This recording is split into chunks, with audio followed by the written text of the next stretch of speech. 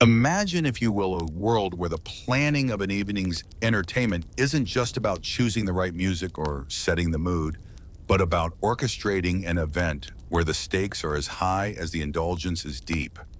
Welcome to ancient Rome, where the role of an orgy planner was not merely but a high-wire act of social maneuvering and meticulous coordination. Tonight, we delve into the heart of Roman feasting culture, a world where indulgence was not just a pastime, but a statement of power, a showcase of status in a networker's paradise. Oh, and did I mention the nudity? But before we lose ourselves in the decadence, let me ask you this. Have you ever considered the sheer complexity behind the scenes of such an event? As you settle in, perhaps you should reflect on the planner's plight. Their eyes snap open before the sun dares to peek over the horizon, not out of discipline, but sheer anxiety. They are the puppet master of tonight's elite Roman orgy, their mind already racing through 17 potential disasters before they even taste their morning barley. The planner's sleeping mat is still warm, their tunic crumpled when a scroll crisp and foreboding slides under their door. With the grim determination of a soldier facing battle, they unroll it. It's a note from the patron's wife, a gentle reminder that last time the rose petals were the wrong shade yellow instead of red, and the guests noticed. Outside Rome stirs to life, but the planner is already mentally juggling the day's tasks like flaming amphorae. Today's guest list reads like a who's who of Roman society: senators, artists, philosophers, two courtesans who loathe each other, and rumor has it a member of the imperial family. Who could it be? A distant cousin, or perhaps the infamous Caligula himself? No one has the courtesy to tell you. But one thing is certain: the planner's day is about to become a whirlwind of preparation, anticipation, and undoubtedly a dash of panic. As dawn breaks, you step into your sandals, heart heavy with the dread that accompanies the task of orchestrating another Roman orgy. Clutching your clipboard like a shield, you face the first of many hurdles staffing.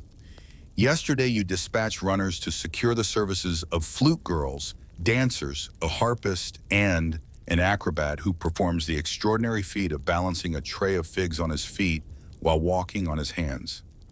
Yet none have confirmed their attendance. You suspect with a sinking feeling that at least two of them are currently lost to the revelry of the Subura, their minds fogged by wine. Next, the culinary arrangements loom over you like a dark cloud. Oysters, honey-roasted dormice figs, dates, olives, and an array of exotic meats from distant provinces are on the menu. Each dish must be fresh, or at least give the appearance of freshness. One bad oyster and the whispers would spread like wildfire that you've poisoned Senator Gas. And the cushions? Oh, the cushions must be impeccable. Last time a dean collapsed under the weight of a toga-clad magistrate igniting a political firestorm. This time, the couches need to be as robust as the debauchery they will witness. You know all too well what transpires upon them. The morning sun barely caresses the sky, yet you find yourself drenched in sweat, your linen tunic clinging to your skin. Inhale deeply, you remind yourself that you are not merely an organizer, but a maestro of madness, a choreographer of chaos. The day will be long, but the cushions will be fluffed to perfection. The wine will flow, and your guests will remain blissfully unaware of how close you've teetered on the brink of a nervous breakdown. It's still early, but the pressure mounts as you unroll today's guest list. It's not just a list, it's a social powder keg, delicately balanced and topped with olives. Lucius Calpurnius Piso is on it, of course. He's the kind who attends every event, insisting on the central couch, ideally next to someone else's spouse. And now his wife Aurelia has decided to grace the occasion uninvited. What a tangled web we weave. Yet she has never let that deter her. You scribble a note in the margin of your scroll, sketching out the necessary precautions, separate seating arrangements, distinct wine supplies, and certainly no harp performances when both are present. The memory of her last outburst hurling a garum jug still lingers in the air. Next on the list, Senator Petronius Arbiter, a man of sharp wit and sharper words whose tongue can cut deeper than any blade, poetic or otherwise. He must be placed as far as possible from Junius Blockus, whose poetry Petronius once likened to a slow, torturous death set to verse. Then your eyes catch the line, Decianus, and two unnamed guests. The ambiguity is almost an affront. Who could they be? Respected clients, gladiators, perhaps even a giraffe draped in a toga. You decide on flexible seating at the west end and press onward. Now the entertainers. 4 flute girls, 3 dancers, and the mime twins. Already one too many for Lucius, who deems mimes as nothing short of barbaric. Yet his mistress revels in their performances, and her approval is not just a desire, but a necessity for his social standing. This guest list, it's not merely a collection of names, it's a pulsating tableau of Roman life. Politics, power, passion, familial strife, and vengeance, lounging on silk-draped couches, sipping from a communal wine bowl. And lurking in the shadows, the fear of the uninvited, the slighted guest whose absence screams louder than any presence. The whispers have already begun. It was deliberate, a slight meant to humiliate. I shall never again lend him my bath slaves. You roll up the scroll, unfurl a fresh one, and start anew, drawing arrows, adding warnings, circling names. You're not just planning a party, you're orchestrating a live diplomatic dance, spiced with aphrodisiacs and roasted dormice. You've navigated these waters before. You'll steer through them again, just hoping this time no one meets their end over something as trivial as couch placement. Unlike that fateful spring, with the guest list now as stable as it can be without collapsing, it's time to the next crisis. Planning a Roman orgy isn't merely about pouring wine and igniting torches. It's an art, a symphony of sensory indulgence. It's about crafting a menu so sumptuous that even the gods would feel underdressed. Your list, already stretching across 3 tablets, is a testament to the grandeur you seek to achieve. Let's delve into the essentials. First, the wine. Not just any wine, mind you, but Fernian aged to perfection, so costly that it makes your sponsor wince. You inscribe 3 amphorae of Fernian, 2 of Cuban for show, and 1 of vinegar to serve to the latecomers. Let them learn the price of tardiness. Then oysters freshly imported from Baiae. They must arrive alive or at least convincingly moist. A note flies to the seafood vendor, a reminder of the last fiasco where half the oysters were dead on arrival, and one guest in a prophetic fervor declared it an omen. He's still recovering. Moving on, honey-roasted dormice, the epitome of Roman decadence, are rolled in poppy seeds and dipped in honey. They must be plump, not stringy. You request 50, knowing you'll receive 35 and a half will still twitch with life. Next, the list grows with roasted peacock, stuffed sow's udder, dates from Judea, figs from Carthage, and cheese wrapped in vine leaves. A note to yourself, no garum accidents near the bread this time. The last event's anchovy-scented rolls nearly sparked a revolt. For dessert, you envision candied nuts, almond cakes, and a visual spectacle. Perhaps a cake shaped like the Colosseum filled with live songbirds. The logistics of baking such a creation can wait. And let's not forget the perfume budget. Myrrh, rose oil, saffron water, enough incense to make a Vestal virgin dizzy.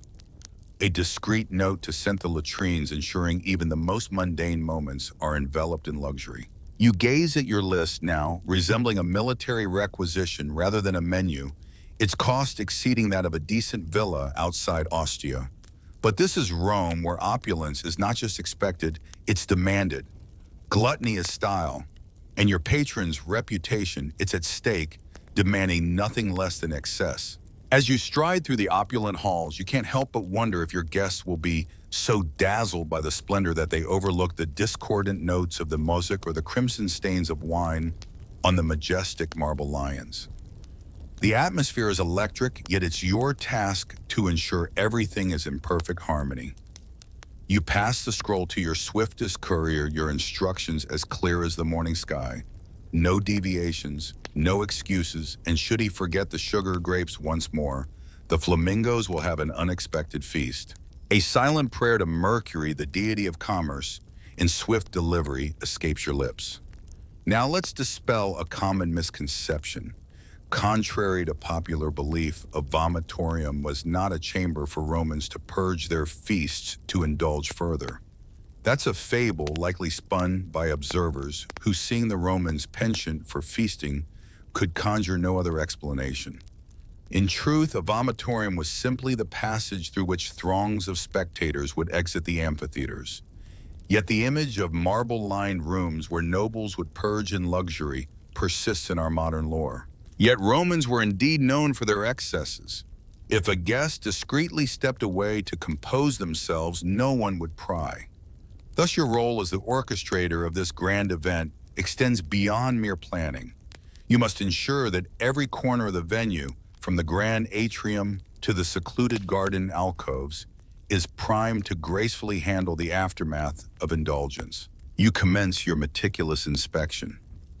The floors of the banquet hall must not just shine, they must gleam with the promise of celebration. You give the mosaic tiles, particularly the scene of Bacchus astride a panther, in extra polish. With your own hands, you pluck a grape stem from the grout, a remnant of last week's revelry. The latrines are not just cleaned, they are perfumed, stocked with fresh sponges and the vinegar of lemons renewed. A candle flickers near the doorway, not for illumination, but to preserve the dignity of the space. Out in the courtyard, you scrutinize the fountain basins, knowing well that after the fifth goblet, guests often find themselves embracing the cool waters, whether by accident or design. In the last episode, the general's wife nearly met a watery demise in the koi pond. The fish have been banished, but the wife remains. As you move through the chambers, the perfume room greets you like an apothecary of indulgence, where oils and salves are displayed as if for the gods themselves. Rose, cinnamon, myrrh, each fragrance a whispered promise of delight. You dab a hint on your wrist, and it smells like a love letter penned to Venus herself. Perfect. Next, you visit what is affectionately misnamed the vomitorium myth room, a serene hallway adorned with a curtain, a chair, a bronze basin, and a slave poised with a fan. Officially, it's known as the retreat, but everyone understands its true purpose. This space, too, must gleam with cleanliness, infused with fragrance, and draped in luxury. No matter how wild the festivities grow this evening, no guest will leave feeling anything less than dignified. Should they need to purge, they will do so amidst the grandeur of polished marble and tasteful murals of satyrs. That's your solemn vow. The morning sun has climbed high, and now comes the most delicate part of your duties. Not the selection of fine wines, nor the management of nobles, but the addressing of the staff. A Roman feast of this scale demands an army of people, each with a role to play, none of whom awoke today dreaming of becoming part of another nobleman's extravagant fantasy. You gather the team in the atrium, 23 souls each with a purpose. Most are slaves. Some have been with the household since birth, others purchased for their specific talents in serving or their silent beauty. A few are paid entertainers, all are on edge. First, the cupbearers. You assign their zones Central Triclinium, Periphery Lounge, West Garden. Remember, dilute the strong wine unless explicitly instructed. Otherwise, you remind them, some guests believe they can handle the undiluted fire of full-strength wine, but they are mistaken. Then the fan bearers. Their role is pivotal, Brian. Their timing can either soothe or disrupt a guest's comfort. One misplaced gust could extinguish a candle, or worse, reveal someone's secrets. How crucial their precision, how delicate their dance. Amidst the grand preparations, there lurks a delicate dance of secrets. Someone too fragile might find themselves perspiring into a silk cushion, a sight far from the epitome of grace we strive to uphold. And yet neither is the alternative acceptable. Enter the fruit attendants, guardians of the banquet's visual feast, tasked with the meticulous duty of refreshing trays with an unending stream of delights. They peel grapes only when requested, and with a deft touch they whisk away any fruit daring to transform into a raisin, ensuring that not even a whisper of decay mars the opulence of the evening. Then the musicians, already embroiled in a skirmish over tempo. You intervene, separating the flute girl from the lyre player, recalling the last time their discordant duet turned into such an awkward spectacle that guests paused their revelry to offer unsolicited marriage counseling. Meanwhile, the dancers adorned in oil and eyeliner lean with exaggerated nonchalance against a pillar, feigning disinterest, yet their ears perk at every word. You run through their cues with a sharp command, no improvisation. The memory of the Bacchic fire incident still smolders in your mind, a cautionary tale against spontaneity. Your gaze meets the youngest slave, a boy barely 10 tasked with the humble duty of collecting discarded sandals. A nod is exchanged, a silent pact sealed. He will not fail you, not tonight. With a breath you deliver your customary speech. Tonight you are invisible unless summoned. You are silent unless spoken to. You are the very embodiment of grace, rhythm, and elegance. Or by Jupiter, I swear you'll be relegated to sponge duty till Saturnalia. A pause hangs in the air, then a collective nod of understanding. The briefings conclude. The human engine that fuels Roman debauchery is now primed, its parts oiled, powdered, and perfectly aligned. But as the invitations are dispatched, the wine uncorked, and the silk cushions fluffed, the illusion of control begins to fray at the edges. Just as you allow yourself a fleeting moment of command, someone rushes into the atrium, breathless, bearing that all too familiar look of panic. The musicians haven't arrived. Of course they haven't. You grit your teeth, having meticulously arranged for a flute girl, two cithara players, and a backup duo precisely for such contingencies. And yet here you stand facing the abyss of silence at a party where every note should be a celebration. In Rome's Suburra, where the air hums with a cacophony of sound, where scents weave through the alleys like mischievous spirits, and where decisions are often as fleeting as the shadows they cast, silence is more than a mere absence. It's an affront to the very soul of the city. You dispatch your swiftest messenger, one whose feet seem to barely touch the ground, into this whirl of life. Find them, you urge with a fervor that borders on desperation, a leave alert and attired. There's no need to question their tardiness. The reasons are as predictable as the sunrise. Perhaps they're lost to the embrace of Morpheus, or their limbs are too entangled with the remnants of Bacchus's revelry, or they've been swept away in the ceaseless dance of love that started under the stars of last night's Saturnalia rehearsal. As the musician's absence stretches, the dancers' cries rise like the morning mist, lamenting the impossibility of practice without their guiding melodies. Meanwhile, the poets, in their boundless optimism, envision more time in the limelight, dreaming of reciting odes to fleeting love or familial sagas at gatherings where sugared dormice are savored. But you, with a swift shake of your head, dispel these fantasies. No one desires to hear of Gas's mother's third marriage while dining on such delicacies. Your mind races through contingency plans. The cook who can coax a tune from a cracked reed pipe might suffice. A nearby slave, if spared the wine, has a voice that could fill the void. Or in the direst straits, you could hum a rhythm while someone else shakes a jar of lentils. You pray fervently it won't come to such desperate measures. Then, as if conjured by the very incense that perfumes the air, the musicians materialize. They are a sight disheveled, their apologies as vague as their smiles, their scent a mix of spikenard and the lingering aroma of poor choices. One of the flute girls has lost her sandal, the other wears the heartache of a senator's betrayal. Yet they are here, and you position them strategically, one in the atrium, another near the main dining hall, and one in the garden to add a touch of ambiance. You stress the importance of continuity. No dramatic tempo shifts, no dirges, no impromptu solos, unless of course someone is actually dying. Their nods are hesitant, but they agree. You let out a breath you didn't realize you were holding. Crisis averted for now. However, your gaze lingers on the lyre player who tunes his instrument with a lover's care, a sign that an improvised ballad might soon disrupt the harmony. You make a mental note, station him near the door for swift removal if needed. If music is the voice of the soul, then tonight you must ensure it sings in harmony, not discord. The art of seating the silent symphony of social maneuvering, where every placement is a strategic masterpiece. As you sketch the layout on your wax tablet, you can't help but feel like a general plotting a siege with at every couch a battleground. The Roman triclinium, that classic triad of comfort, technically seats 9, but let's be honest, it's closer to 7 if we're not accommodating exotic pets like leopards. First, the center couch, the throne of honor, where prestige and power collide. Here sits the guest of the highest rank, the summer's locust, a title hotly contested this evening. Senator Piso and Governor Crisis, both laying claim by birth marriage and sheer audacity, who shall ascend to this coveted spot. The decision is yours, and it's fraught with the potential for mild poisoning or at least a very awkward dinner. Then the delicate dance of love and rivalry.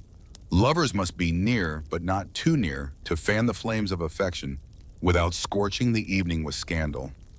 Ex-lovers, they must be separated by an entire bowl of olives and perhaps a dull but charming conversationalist to dilute the tension. And what of the seat fillers?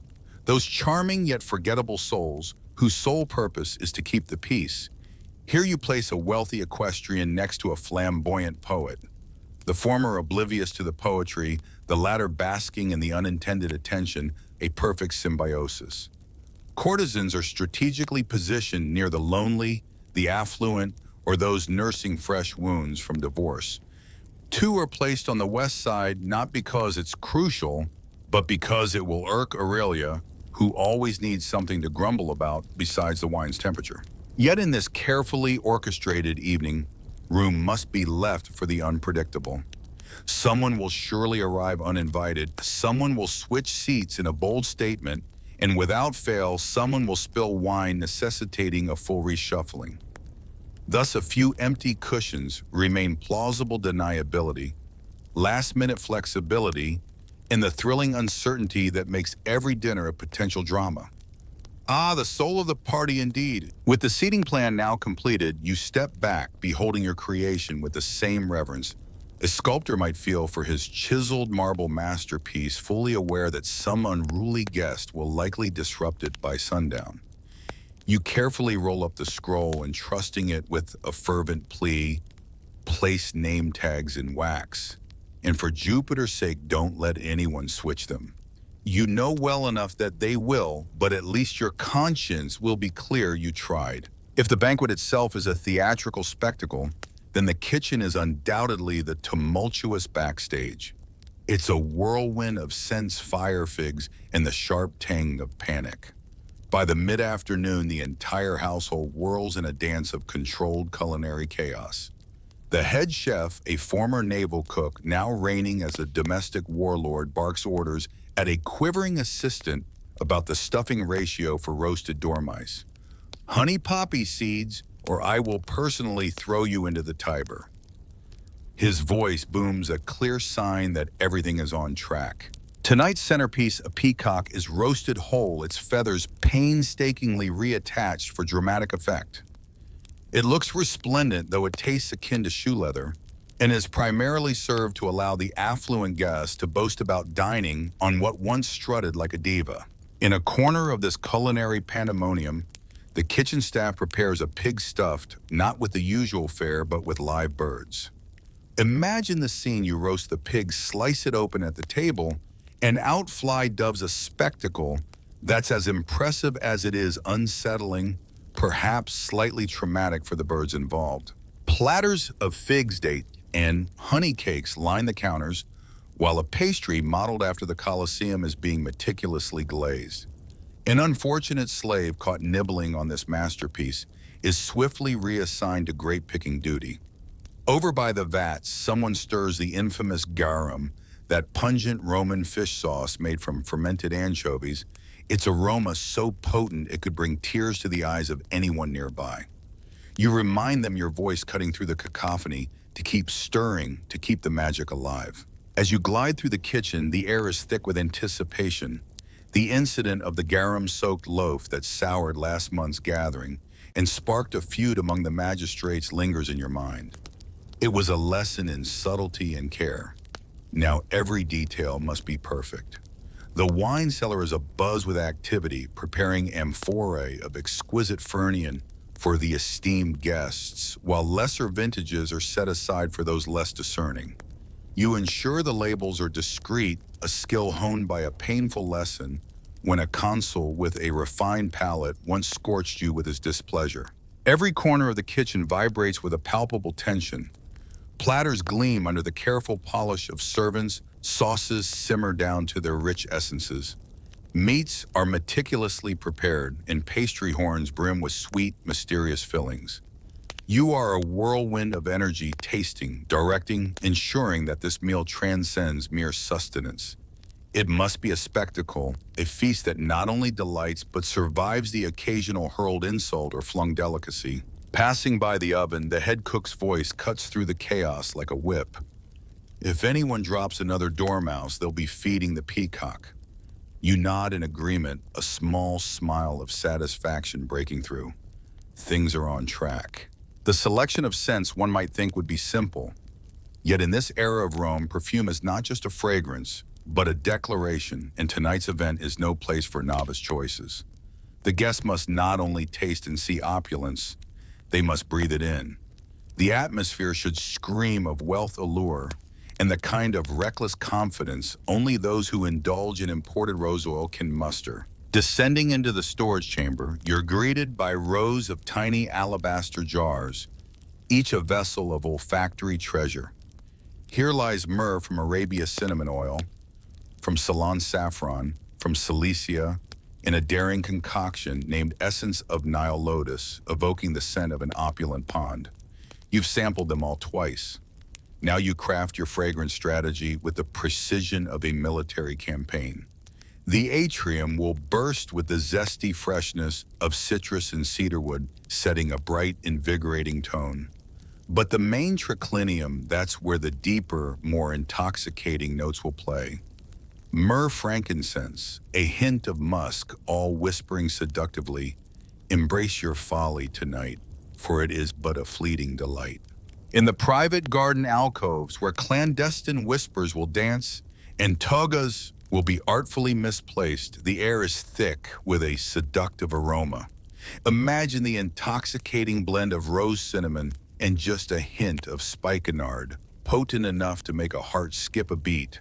Ah, the perfumed oils for the guest's hands and feet, warm not cold.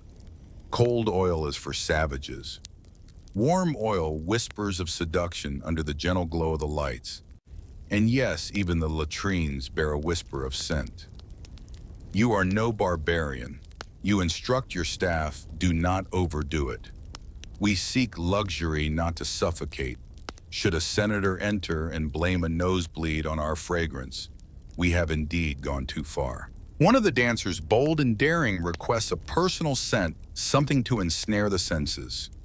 You provide her with a concoction so powerful it once sparked a minor riot at a Saturnalia feast. You caution her with a smile, use it wisely. She grins undeterred, ready to weave her spell. As you traverse the halls, your nose trained like a seasoned tracker detects the unfolding atmosphere. Warm, spiced, opulent, the perfume breeze whispers through the tenium like a secret shared between lovers. You nod, satisfied. This is the scent of indulgence of a night where every sense will be indulged. The house is nearly ready to welcome its guests. All it lacks is the chaos of their arrival. It's late afternoon, the air heavy with the scent of warm citrus, the promise of roasted meat, and the weight of very expensive decisions. You've assigned every task, issued threats where necessary, and bribed the harpist to remain sober, at least until dessert. Now the moment of truth approaches the final walkthrough. Starting at the entrance, oil lamps are lit one by one, their flames flickering gently over the polished marble, casting a golden glow that declares, "You are not poor, not tonight." A flower boy scatters fresh petals at the threshold, and you remind him, "Do not overdo it. We've learned from past excesses." Someone stumbled on a stray sprig of lavender, tumbling into the atrium with a lawsuit in their eyes. The bronze fountains dance with life, their waters cascading in a symphony of opulence. Grapes stacked in a ludicrously impractical tower defy gravity with their sheer audacity. Pillows beat and fluffed and arranged with a precision that borders on the obsessive line the space. You nudge one ever so slightly to disrupt the stage perfection. It's vital that this extravagance appears as though it requires no effort, despite the 32 hours and 2 emotional breakdowns it took to stage. Now the tricenium, the heart of tonight's festivities. Here tables sit low to the ground, recliners are angled with the precision of a master painter's brush. Each cushion has been meticulously dusted, perfumed, and rotated to mask any remnants of last month's senatorial birthday debacle.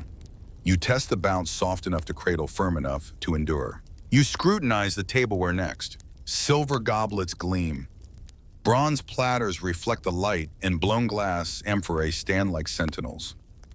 Bread is arranged with the artistry of a still life, while the cheese, slightly glistening, lends an air of authenticity. You discreetly pluck a beetle from a fig no one notices. It's as if it never happened. In the garden alcoves, the lighting casts a soft, forgiving glow, dim enough to flatter but bright enough to prevent any unfortunate encounters with potted plants and lost dignity. A servant wafts incense through the air, creating an almost otherworldly atmosphere. You pause, allowing yourself a fleeting moment of appreciation. Then your eye catches a flower out of place. You correct it. A curtain slightly askew. You adjust it. A final sweep through the space, you inhale deeply. Listen to the silence and walk through as if you were a guest. The scene is beautiful, absurd, excessive, yet somehow perfect. You exhale a sigh, momentarily convincing yourself that all is under control. But then chaos knocks at the door, a dramatic thump followed by laughter. The guest of honor has arrived prematurely, and with him 3 additional wives. Of course he did. You muster a tight smile, adjust your tunic, and step forward to meet the unexpected. Take a breath, my friend. Here we go. The door swings open with a whisper of anticipation, and a slave with just the right touch of flourish pulls back the curtain. In strides your first guest, Lucius Calpurnius Piso, exuding an air of ownership over the space he did not finance. He reeks of potent wine, brimming ambition, and a cologne so expensive it could pay a soldier's yearly wages. With a mischievous grin and a playful wink, he greets you. Tonight we shall make Bacchus himself blush. Following him, a parade of courtesans, a minor poet, and a man with a small lyre, whose invitation is as questionable as the instrument's tuning, make their entrance. You choose not to delve into their credentials. Guests flood in like a river, adorned in flowing robes, tunics, threaded with gold, and sandals embroidered with care. Their faces wear masks of feigned indifference, yet their early arrival and slightly flushed cheeks betray their eagerness to be seen as significant. You mentally adjust the wine rations as a slave offers perfumed towels. Another presents rosewater. One guest, however, scoffs at these amenities, demanding instead an amora of something more Dionysian.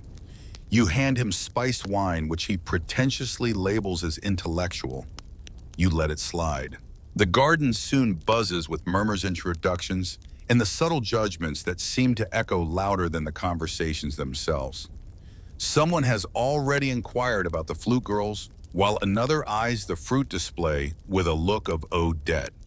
You navigate through the crowd, nodding, adjusting, and mediating. You gently separate 2 senators still at odds since the infamous goat insult, ensuring their paths don't cross tonight.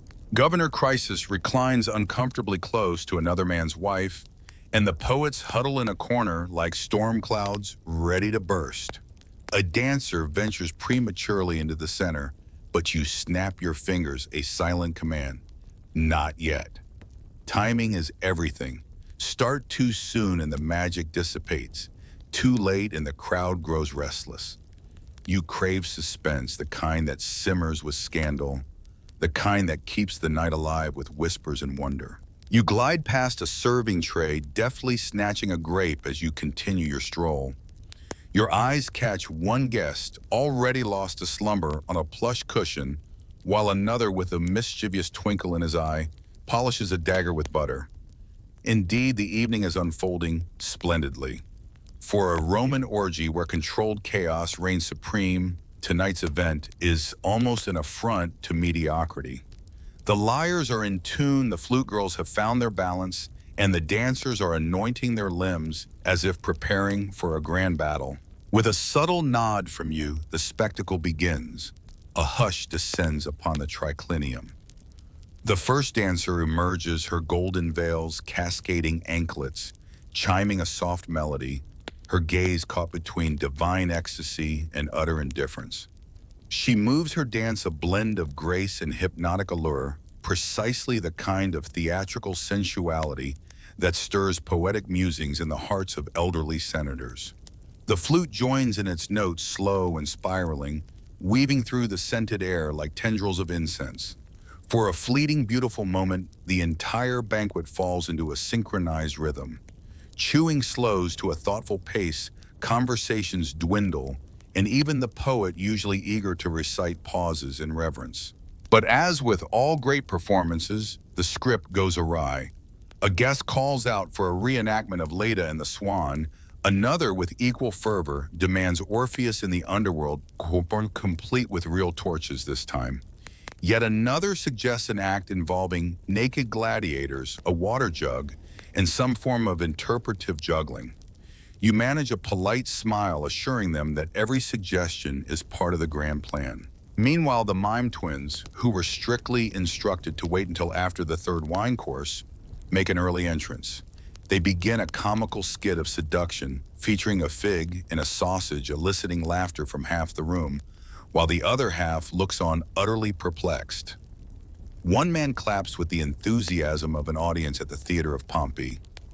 You suppress the urge to pour wine over your eyes in mock despair. The dancers press on undeterred, and the musicians strive to adapt. You catch the harpist's mournful improvisation, perhaps mourning the night's unpredictable turn. In a sudden epiphany, she realizes the music she's been playing is off-key. Then, amidst the gentle hum of the crowd, a peach arcs through the air, landing with a soft thud. At first it appears accidental, but then in a playful retort, a fig follows suit.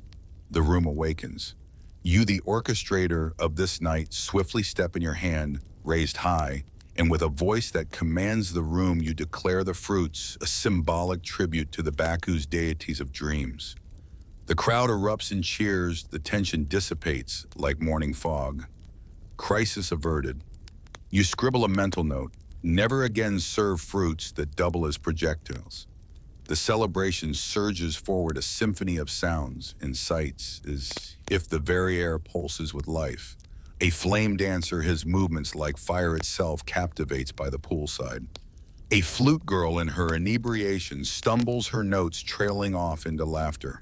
A guest, in a moment of wine-induced courage, proposes to a statue, his voice echoing through the marble halls. Oh, what glorious perfume cast. Here in this realm of orchestrated mayhem, you excel. You are the orgy planner, the stage manager, the mood wrangler, the diplomat of figs. With a subtle adjustment here, a knowing nod. There you weave through the shadows, your presence barely felt, yet profoundly influential. By the time the third course arrives, the wine isn't merely served, it's worshipped.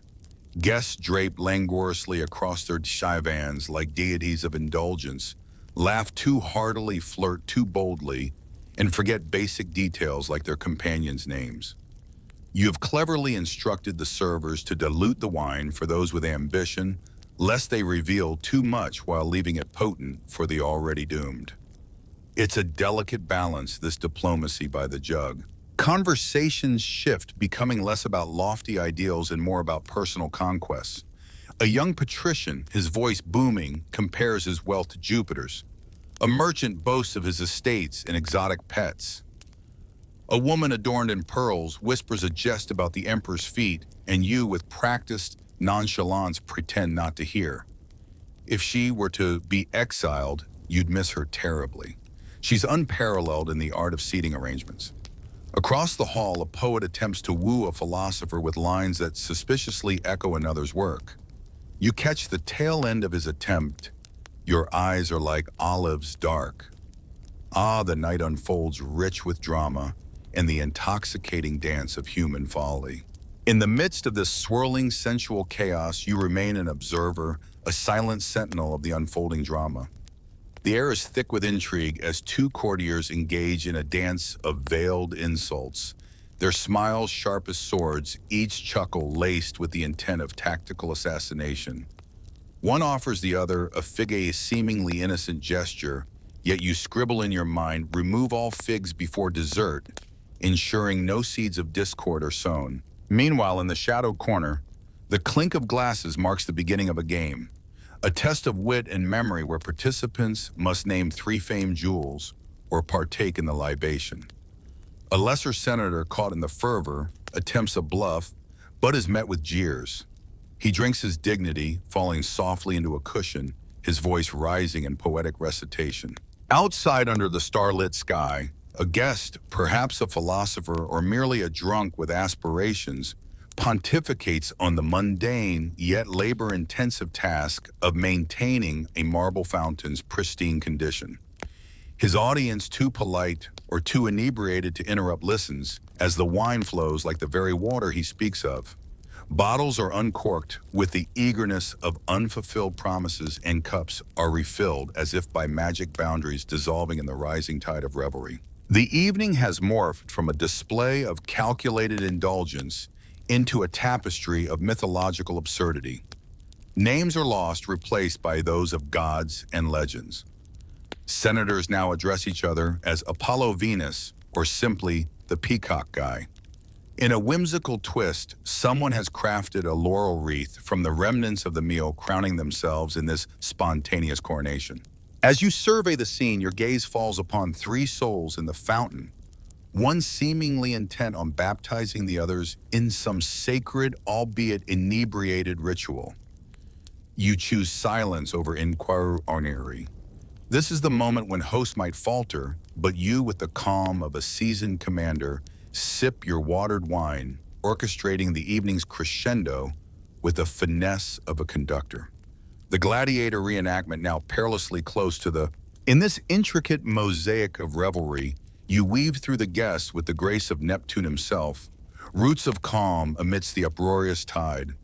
Offering a tray of dates as a playful distraction, you watch as they snap them up, their eyes twinkling with the innocent delight of children with their first tattoos.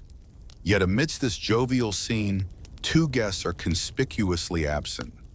Beneath the table, you find them locked in a heated debate on stoicism, their feet intertwined in a tender massage. A discreet cough from you, and they feign a search for a misplaced bracelet, their cheeks flushed with both embarrassment and amusement. Over in the west alcove, the atmosphere shifts. The flute girl's melody has dissolved into tears.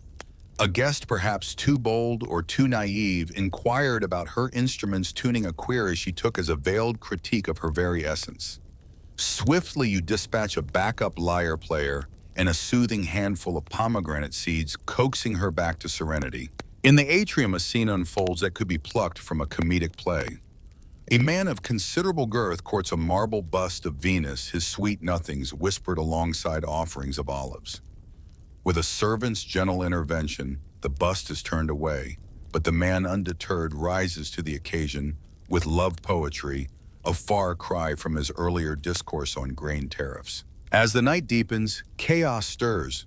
A torch tips, threatening to ignite the tapestry, but you catch it with the ease of a seasoned juggler. You remain unfazed, unperspired, the still point in this whirl of satin grapes and moral quandaries.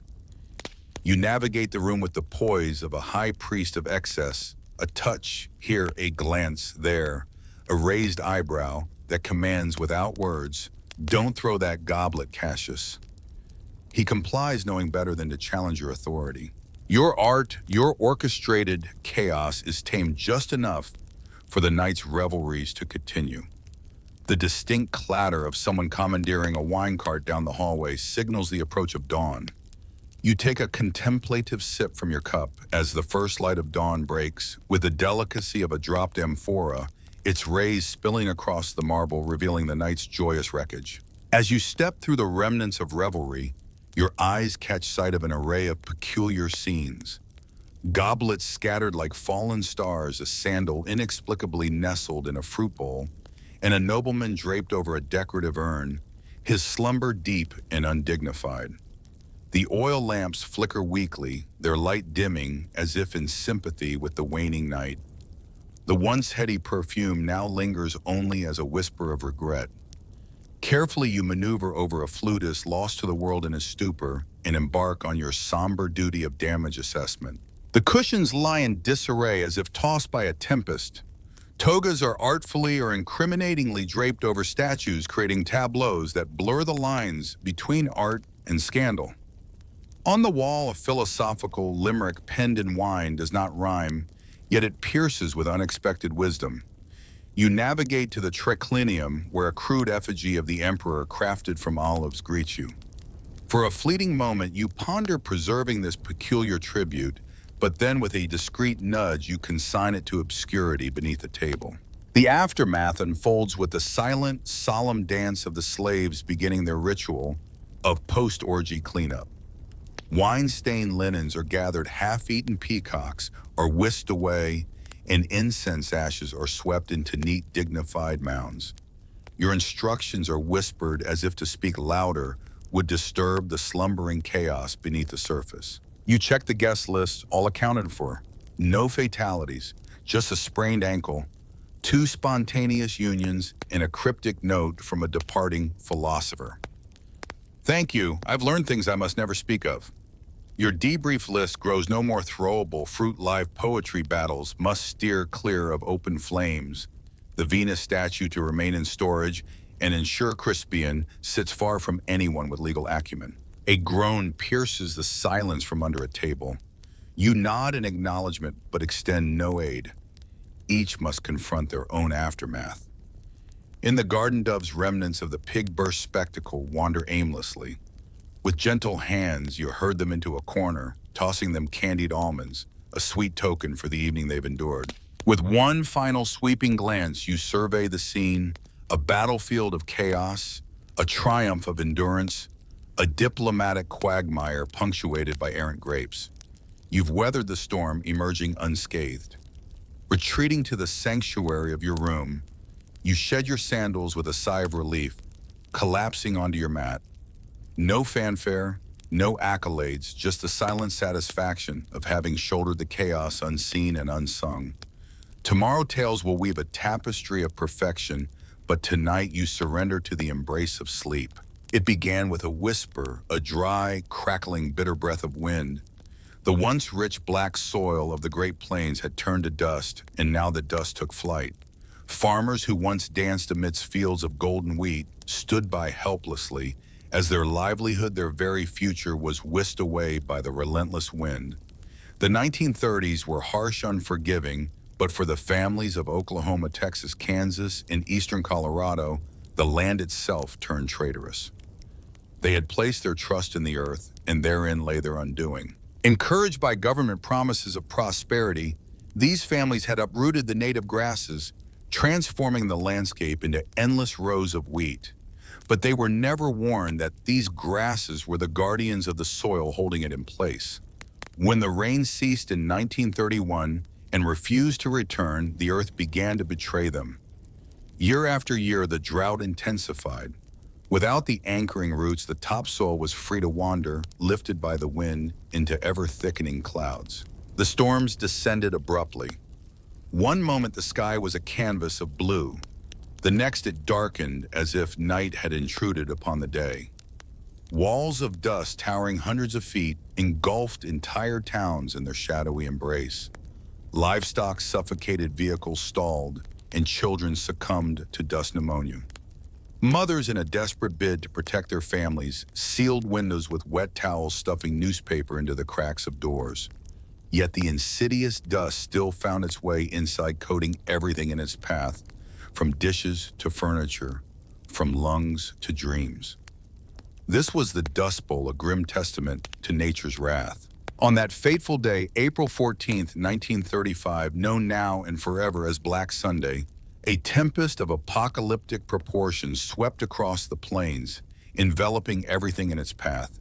It was so colossal, so terrifying, that some souls gripped by fear believed the very fabric of the universe was unraveling. A preacher in Oklahoma, voice trembling with conviction, urged his congregation to return to their homes and ready themselves for judgment. Imagine a storm stretching over 200 miles, a colossal shroud that blotted out the sun, casting a veil of darkness over thousands, a harbinger of doom. And with this storm came a harsh, undeniable truth. The land once fertile and full of promise was now barren. The soil had vanished, the crops had withered, and the livestock, those poor creatures, were on the brink of death. The children, oh, the children, they coughed up dirt as if their very lungs were turning to dust. What was once a land of hope had transformed into a graveyard of shattered dreams.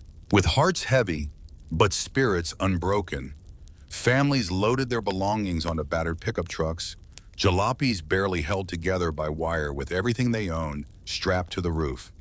They turned westward towards a California, towards survival, towards anything at all better than this. They did not know what awaited them in the Golden State, but they knew the terror they were fleeing, and it was fast on their heels. The road west was not paved with gold. Oh no, it was paved with desperation. As the Dust Bowl ravaged the plains, an exodus began unlike any other in the annals of American history. Families crammed into rickety Fords and Chevrolets, often with more children than seats, and more flat tires than one could count. Everything they had, mattresses, kettles, washboards, and precious heirlooms, was secured with rope. Their destination, a dream called California. Route 66 became more than just a road. It was the artery of escape stretching from the dust-choked plains through New Mexico, Arizona, and into the heart of California's Central Valley. For many, this was not merely a road. It was a lifeline, a beacon of hope. Towns along the road burgeoned with migrants, makeshift camps, sprang up near gas stations, and any rest stop with running water became a temporary haven. They came by the thousands, an estimated 2.5 million souls fleeing the southern plains during the 1930s, most of them small-time farmers seeking refuge, seeking life anew. With dreams shattered like brittle leaves, sharecroppers, field hands, and families abandoned their parched lands, leaving behind homes where laughter had once echoed, fields that had known their toil, and debts that clung like shadows. Many never cast a backward glance, their hearts too heavy with the weight of departure. Others, tears mingling with the dust-crossed state lines, their eyes fixed on California, the promised land of milk and honey. Yet the Golden State was not the paradise painted in newspaper ads. Instead of lush fields and bountiful employment, they encountered a land gasping under the grip of the Great Depression. Jobs were as scarce as water in a drought, and the wages, if found, barely whispered of survival. At the border, California Highway Patrol, officers with a sneer turned away those whose poverty was too evident, branding them Okies, a term that scorned their origins regardless of their true roots. Viewed with suspicion, these migrants faced hostility at every turn. Locals, clutching their own fragile livelihoods, feared these newcomers would bring not just competition for jobs, but crime and disease. Undeterred, the migrants forged ahead, erecting Hoovervilles, shanty towns, named in sarcastic tribute to President Hoover, whom they held accountable for their misfortunes. Here, under tarps and cardboard, they found refuge, their shelters a testament to their resilience. In the fields, they labored from dawn till dusk, harvesting peaches, grapes, cotton, whatever the season offered. Their children, too young for school, worked alongside their small hands, picking alongside their parents' worn ones. The day's wages, often just enough for a loaf of bread or a tin of beans, were clutched like treasures. Despite the gnawing hunger, the biting humiliation, they clung to hope. Hope that the next field would yield better, that California would eventually unfurl its dream, that the road, however long and dusty, led somewhere brighter. Turning back was not an option. It was surrender, and surrender was not in their lexicon. Though the dust of their past did not pursue them into California, hardship did, shadowing their every step. For the thousands seeking refuge, what awaited was not the embrace of a new beginning, but the cold shoulder of locals, and the stark reality of crowded, unsanitary camps.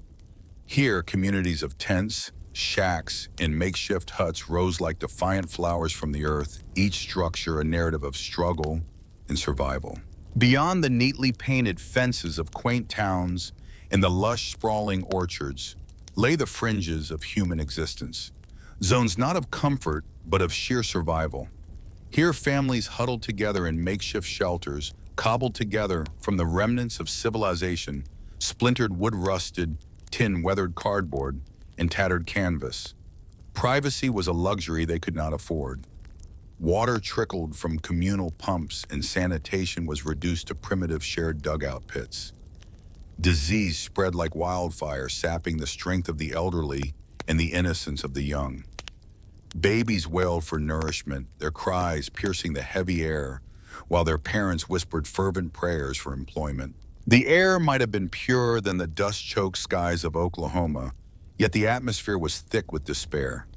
Tensions bubbled beneath the surface as local Californians viewed these desperate migrants with suspicion and fear. They worried, and rightly so, that this tide of need would drown their wages. Indeed, the growers took advantage, offering mere pennies for grueling labor, knowing well that desperation would drive someone to accept.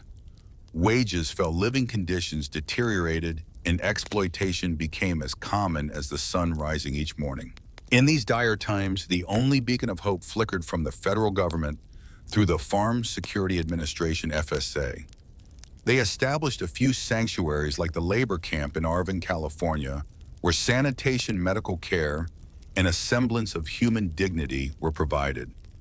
These camps were havens organized, clean, and governed by a democratic spirit where residents could elect their committees and resolve disputes among themselves. Yet these oases were few far between, leaving most families to fend for themselves in the lawless, sprawling settlements that encircled the agricultural valleys. Here they faced harassment from law enforcement, expulsion by hostile locals, or were compelled to remain in perpetual motion to evade scrutiny. Labeled as vagrants, their children were often barred from schooling, either too ill or too occupied with fieldwork to learn. Yet within these makeshift communities, a resilient culture thrived. Around flickering campfires, guitars strummed tunes of sorrow, and survival stories were exchanged. Food was shared, and voices rose in song anthems like "Hard Traveling" and "Dusty Old Dust," echoed not just their suffering, but their unyielding spirit. These weren't merely melodies of mourning, they were the hymns of endurance, the soundtrack of a people who, despite everything, refused to be silenced. As the relentless trials of life stripped away their land, their homes, and the very essence of security, the spirit of community remained unshakable, a beacon in the storm. Though their pockets were empty, their hearts were full, and in this unity, a formidable resilience began to flourish. Amidst the pervasive hunger, a profound solidarity took root, nurturing a strength that could not be broken. For the young souls born into the era of the Dust Bowl migrants' childhood was no playground. It was a relentless test of endurance, where the innocence of play was replaced by the harshness of survival. Their toys mere sticks, their playgrounds, the barren dusty lots beside makeshift camps along the roadside. Their classrooms, vast fields of crops under the unforgiving sun. The Great Depression had already cast a long shadow over America's youth, but for these children, poverty was dusted with an extra layer of grit and displacement. They were not mere observers of their parents' struggles. They were active participants. Even the youngest, barely 6, would work tirelessly, their tiny hands picking cotton grapes or beans, earning mere pennies. Their fingers, tender and blistered, spoke of the daily toil. Schooling was a luxury they seldom could afford. The constant need to move meant that any attempt at education was frequently interrupted. When they did manage to enroll, they were often met with disdain, branded as oaky kids. Their patched, sun-bleached clothes and shared belongings marked them out, their accents and dust-laden skin telling tales of a life far removed from the schoolhouse. Their silence, a result of constant hunger, made them stand out even more. Some schools turned them away outright, while others subjected them to indignities like cleaning toilets before they could even sit in a classroom. Yet in the face of such adversity, these children forged an extraordinary tenacity. They learned to nurture and protect their younger siblings while their parents toiled. They carried water to the fields, mended shoes with whatever scraps they could find, and stretched meager meals of beans, cornmeal, and lard to feed their families. Despite the overwhelming odds, there were moments of victory. Occasionally, relief agencies would step in, offering a glimmer of hope, a testament to the resilience of the human spirit in the face of relentless challenge. In those rare havens of government camps where stability flickered like a stubborn candle, children found moments of joy. They laughed, their eyes sparkled with curiosity as they pored over books, and they learned even if just for a fleeting while. For a child who had weathered the relentless fury of dust storms, gnawed at the edges of hunger, and wandered through the shadows of homelessness, this was a beginning, a tender sprout of hope in a parched land. These children might have lacked material wealth, but they were rich in spirit. Their families, though impoverished, were bound by a fierce unity. Together they wove tales, sang songs, and shared the weight of daily chores, forging bonds that would endure through lifetimes. These kids didn't have toys or birthday celebrations or lazy summer vacations, but they had each other. And as they grew, this resilience carried them forward. They became the pioneers in their lineage, the first to secure steady employment, to graduate high school, or to enlist in the looming war. They were children of the dust, certainly, but also children of unwavering determination. As the Dust Bowl migrants labored in California's fields and makeshift camps, their stories did not fade into oblivion. Instead, they blossomed into song. Music was their solace and their sword, a medium through which they preserved their dignity and voiced their protests against the injustices they endured. When mere words fell short, the strum of a guitar and the soul-stirring verses of folk ballads brought their pain, their pride, and their perseverance to life. Nowhere was this transformation more vivid than in the music of Woody Guthrie, an Oklahoman by birth, who became the resonant voice of the uprooted. He lived among the migrants, shared their camps, toiled in the same sun-baked fields. His songs were not distant echoes, but vivid narratives. He sang of real places, real heartaches, real struggles. His song, Do Re Mi, for instance, served as a cautionary tale to those dreaming of California's promised land. California is a Garden of Eden, a paradise to live in or see, he sang. But believe it or not, you won't find it so hot if you ain't got the Do Re Mi. Through his music, Guthrie painted a stark, compelling portrait of the migrant experience, capturing the essence of their journey and the spirit of their resilience. In the dusty camps where hope flickered, like the dying embers of a fire, songs reverberated their melodies, carried by the worn strings of battered guitars, the soulful cries of harmonicas, or the raw, unaccompanied voices of the migrants themselves. These tunes, moving from tent to tent, from one weary soul to another, were not mere songs. They were the threads of an oral tapestry, weaving together the stories of those who felt forgotten. Each note, each lyric whispered, "You are not alone." They transformed collective sorrow into a fortress of shared resilience. But it wasn't just Woody Guthrie who gave voice to the voiceless. In every camp, the migrants crafted their own anthems, songs of lost lands, tyrannical bosses, the endless journey westward, and dreams of brighter days. These melodies were their truth-tellers, their chroniclers, when newspapers turned a blind eye and politicians feigned deafness. They sang of the harsh realities, exploitation hunger, the sting of police harassment, and the shattering of dreams. Yet within these notes, there was also a celebration of love, an unwavering faith, and a fierce spirit of resistance. These songs didn't merely entertain. They stirred the American folk scene, becoming the heartbeat of a cultural revolution. They opened the eyes of those beyond California to the gritty lives of the Dust Bowl refugees, fostering empathy, sowing seeds of activism. Over time, these melodies fueled the fires of reform, humanizing the faceless statistics, piercing the veil of public indifference, and challenging the narrative that these migrants were somehow lesser or unwanted. In their music, they found affirmation despite the harsh land, The cruel labor and the unwelcoming faces, their spirits remained unbroken. When bodies starved, their souls were fed by these songs. They gave voice to the silenced, reminding every man, woman, and child under those canvas shelters that they mattered, they belonged, they would endure. Yet the migrant stories did not only live in song, they found a champion in literature. In the words of John Steinbeck, a native son of California, he witnessed their plight firsthand and with profound empathy crafted The Grapes of Wrath. Published in 1939, this novel followed the fictional Joad family from Oklahoma, capturing their desperate odyssey. Steinbeck's work echoed the migrant songs, amplifying their voices far beyond the confines of the camps and fields into the annals of American history. As they trekked westward, the harrowing journey laid bare the brutal realities of migrant existence. While the characters were crafted from imagination, their suffering was palpably real.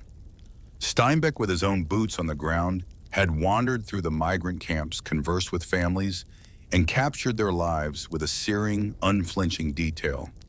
Outraged by the scenes of despair, he bore witness to malnutrition, gnawing at the young police brutality, shattering lives, wages stolen from the desperate, inhuman dignity, eroding like the soil beneath their feet.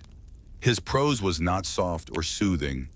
It was raw, infused with fury, a testament to the unyielding truth. He painted pictures of infants perishing from starvation, men buckling under the weight of humiliation, and women toiling under the sun, their pregnancies hidden from the world. Steinbeck did not romanticize the downtrodden. He honored them. He saw in their eyes a resilience that refused to be extinguished. The novel ignited a firestorm of reactions. Some labeled it un-American, while growers and local authorities denounced Steinbeck, accusing him of exaggeration and slander. In a dramatic act of defiance, one California Chamber of Commerce even set copies of the book ablaze. Yet readers across the nation could not avert their eyes. Suddenly, the anonymous Okies were given named stories and beating hearts. Steinbeck's narrative did more than just raise awareness, it demanded action. His exposés, coupled with the profound impact of The Grapes of Wrath, pressured the federal government to delve into labor abuses and strive to better the conditions for these beleaguered migrants. It thrust a crisis into the national spotlight that many would rather have remained in the shadows. Moreover, it preserved the record. Long after the camps had dissolved into memory and the winds had settled, Steinbeck's tale endured. For the descendants of those Dust Bowl migrants, it became a beacon, a proof that their ancestors' endurance and suffering were not in vain, that their struggle had been witnessed.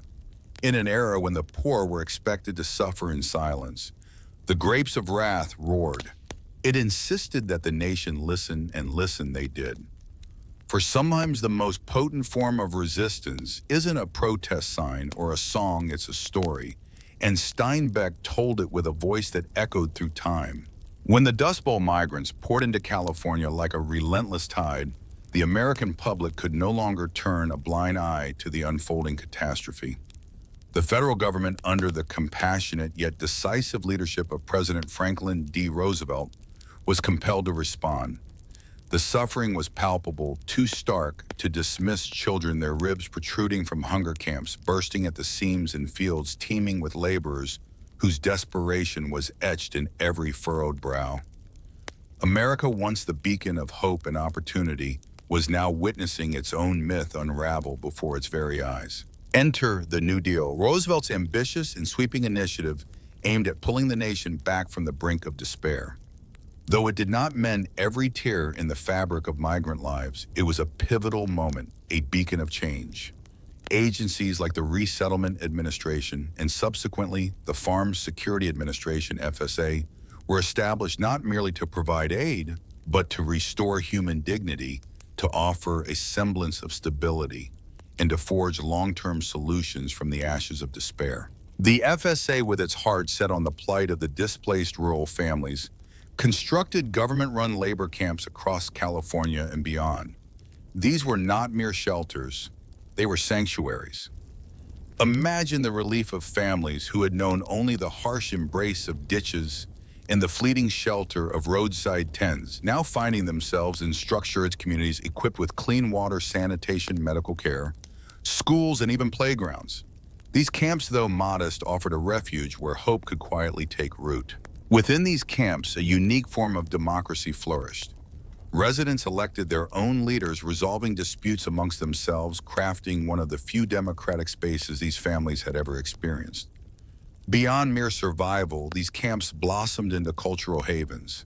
Libraries sprang up, music filled the air, and classes in English and farming were held, sowing the seeds for a new rural American identity, one that celebrated self-governance, solidarity, and pride. Outside the protective walls of these camps, the New Deal extended its arms through programs like the Works Progress Administration WPA and the Civilian Conservation Corps CCC, offering jobs that, though often elusive for the transient, brought a sense of purpose and contribution.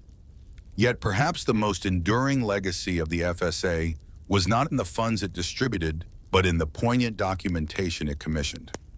Under its directive, photographers like Dorothea Lange captured the raw, unvarnished human cost of the Depression, etching the era's sorrow into the collective memory of a nation. As the dust settled on the haunting image of the migrant mother, a symbol of the Dust Bowl's agony, the world took notice.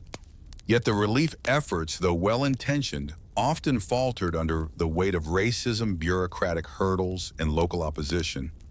Imagine the anguish of those who, despite their desperate need, found themselves still overlooked. For many, however, the New Deal was not merely a set of policies. It was a beacon of hope, a testament that their cries were finally being heard. Help arrived sometimes just in the nick of time, offering not just sustenance, but a chance to rebuild lives shattered by relentless storms. By the late 1930s, these migrants were not just enduring, they were rising. Years of being exploited, of promises shattered like the parched earth of labor conditions that stripped away their humanity, had driven them to the brink. What was once a whisper of discontent in the fields had swelled into a roar of defiance. California's agricultural heartlands became battlegrounds for justice as waves of strikes, boycotts, and protests surged through the valleys. These migrants, with courage in their hearts, demanded not just better wages, but safer conditions, and above all, the simple, profound dignity that had been denied them. The gamble was perilous. The growers, with their wealth, political clout, and the might of law enforcement, were formidable adversaries. Workers faced arrests, beatings, and blacklisting, yet the spirit of resistance was unquenchable. Organizations like the Cannery and Agricultural Workers Industrial Union and the United Cannery Agricultural, Packing, and Allied Workers of America Kapawa emerged as lifelines, teaching the art of negotiation, peaceful protest, in the documentation of abuses. For many, especially the women joining a strike, was more than a fight for wages. It was a fight for a voice. Mothers with babies in arms and teenage daughters standing shoulder to shoulder with their fathers formed a united front. In some camps, entire families faced eviction, yet their resolve only grew stronger. The struggle was not just for survival, it was for the right to live with dignity and respect. In the heart of the struggle, the year was 1933, then 1934, when the San Joaquin Valley erupted in massive cotton strikes, a testament to the unwavering spirit of those who dared to dream of justice. Thousands abandoned their posts, their feet marching in unison, their hearts aflame with the desire for change. Despite the growers' attempts to stifle this uprising with fear and brute force, the strike became a beacon of hope, drawing the gaze of the nation. After enduring weeks of protest, their resilience bore fruit. A modest increase in wages, a glimmer of victory, proving that resistance was not in vain. Imagine the scene, journalist pens poised, capturing the essence of these rebellions. Photographers, lenses focused, immortalizing the weary yet unyielding faces of the strikers. Here, labor leaders like Luisa Moreno and Dolores Huerta, though their most celebrated achievements lay ahead, were already sowing the seeds of change, standing tall on the legacy of these early migrant movements. These Dust Bowl refugees, often seen merely as impoverished souls, revealed themselves as much more. They were political visionaries, indomitable survivors, fierce fighters. Their accents might have set them apart, their worn clothes a testament to their struggles. Yet they refused to be muted. No longer were they just casualties of nature's wrath or economic downturns. They had become architects of their own destiny. By standing up, they not only altered their own paths, but began to weave a new narrative for labor in America. And their battle, this was but the dawn. As the 1940s dawned, the harsh winds of the Dust Bowl subsided, and with the arrival of rain, the plains breathed a sigh of relief. The economy, spurred by the urgency of World War II, began to mend. Those families who once roamed from one field to another found solace in stability, in homes that stood still, in work that promised continuity, and an attentive sense of normalcy. Yet the migration had etched a permanent mark on the fabric of America culturally, politically, and emotionally. The children who once toiled under the scorching sun matured into soldiers, scholars through the GI Bill, and parents nurturing the next generation. Some returned to the land this time with a deeper reverence for the soil they tilled. Others ventured into the urban sprawl places like Los Angeles, carrying with them the indelible lessons of resilience and the unyielding spirit of their forebears.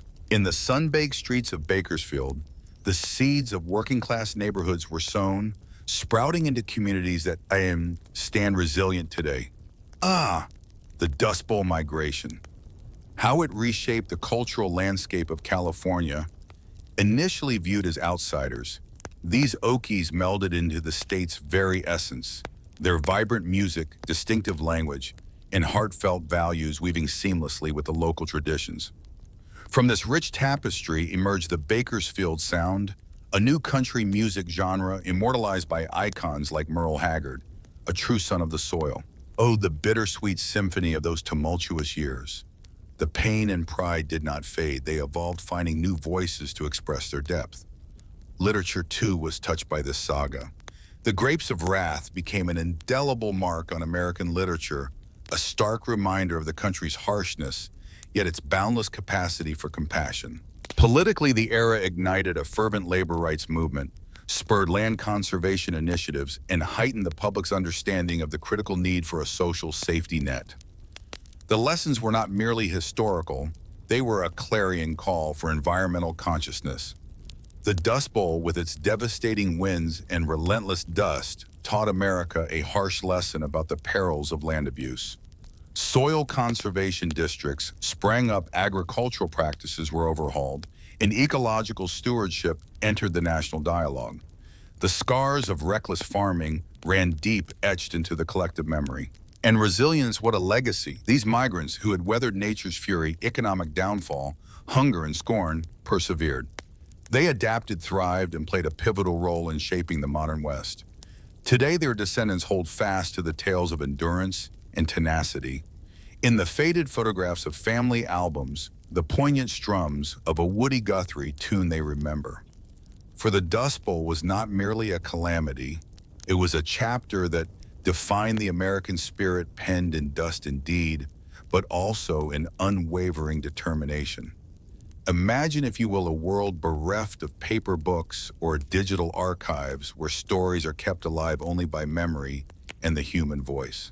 Long before the written word graced stone or parchment, human societies thrived on the vibrant heartbeat of oral tradition. This wasn't merely a method of communication, it was the very pulse of civilization. Imagine for millennia, our ancestors' stories, songs, and rituals were the sacred vessels of our collective identity, our laws, our morals, and our means of survival. Elders with voices resonant and wise passed down creation myths, ancestral tales, and the intricate laws that govern life. Farmers would hum seasonal chants to remember when to sow and reap, while hunters would recite rhythms to navigate the wild terrains. Parents wove life's lessons into fables and parables, embedding wisdom into the very fabric of childhood. Consider this: in these societies, memory was not just a skill, but a sacred duty. Every word spoken was a thread in the tapestry of human existence. Without the luxury of written records, accuracy was paramount. Oral cultures therefore developed ingenious mnemonic devices, rhythm, rhyme, meter, repetition, not just for beauty, but for survival. Stories had structure, not by chance, but by necessity. Chants and epics were crafted to be unforgettable because, in a world where history lived only in the echo of voices forgetting, was not just a lapse, it was a cultural catastrophe. Yet oral tradition was anything but rigid. It was a living, breathing entity, adapting with each retelling. A storyteller might tweak a tale for a new audience or adjust the emphasis to fit the moment. This flexibility made oral knowledge both enduring and incredibly adaptable. It wasn't confined to dusty archives. It danced in the town square. It sang in the fields. It walked through the marketplace.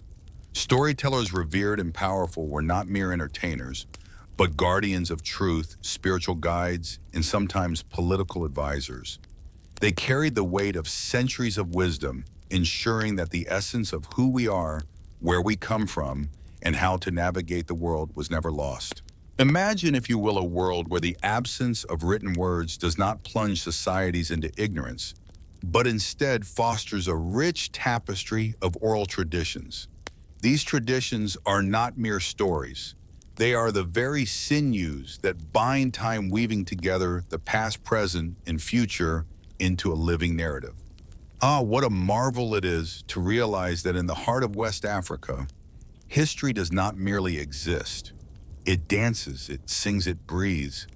Here in the vibrant lands stretching from Mali to Senegal to Guinea, history lives through the voices of the griots, those extraordinary figures who are much more than storytellers. The griots, or jelly as they are known, embody the essence of history itself. They are not just keepers of tales. They are historians, musicians, genealogists, diplomats, and spiritual guides, all rolled into one. These master weavers of words and wisdom ensure that centuries of memories are preserved not through ink and paper, but through the power of voice and melody. Oh, the weight they carry. For the Mandinka peoples and others, the griots are the guardians of oral archives, the living libraries of clans, lineages, and empires. Consider the depth of their knowledge. A griot can trace back a genealogy with the precision of a historian, recounting marriages, battles, treaties, and the legends behind village names. Their training is no light affair. It's an intense apprenticeship that spans years, sometimes decades. From tender ages, they learn to memorize thousands of lines of verse, master the intricate melodies of instruments like the kora, and grasp the profound historical, political, and spiritual significance of every word they utter. This legacy of learning is passed down from master to apprentice, a sacred tradition that ensures the continuity of knowledge. Griots often find themselves in royal courts advising kings and chiefs.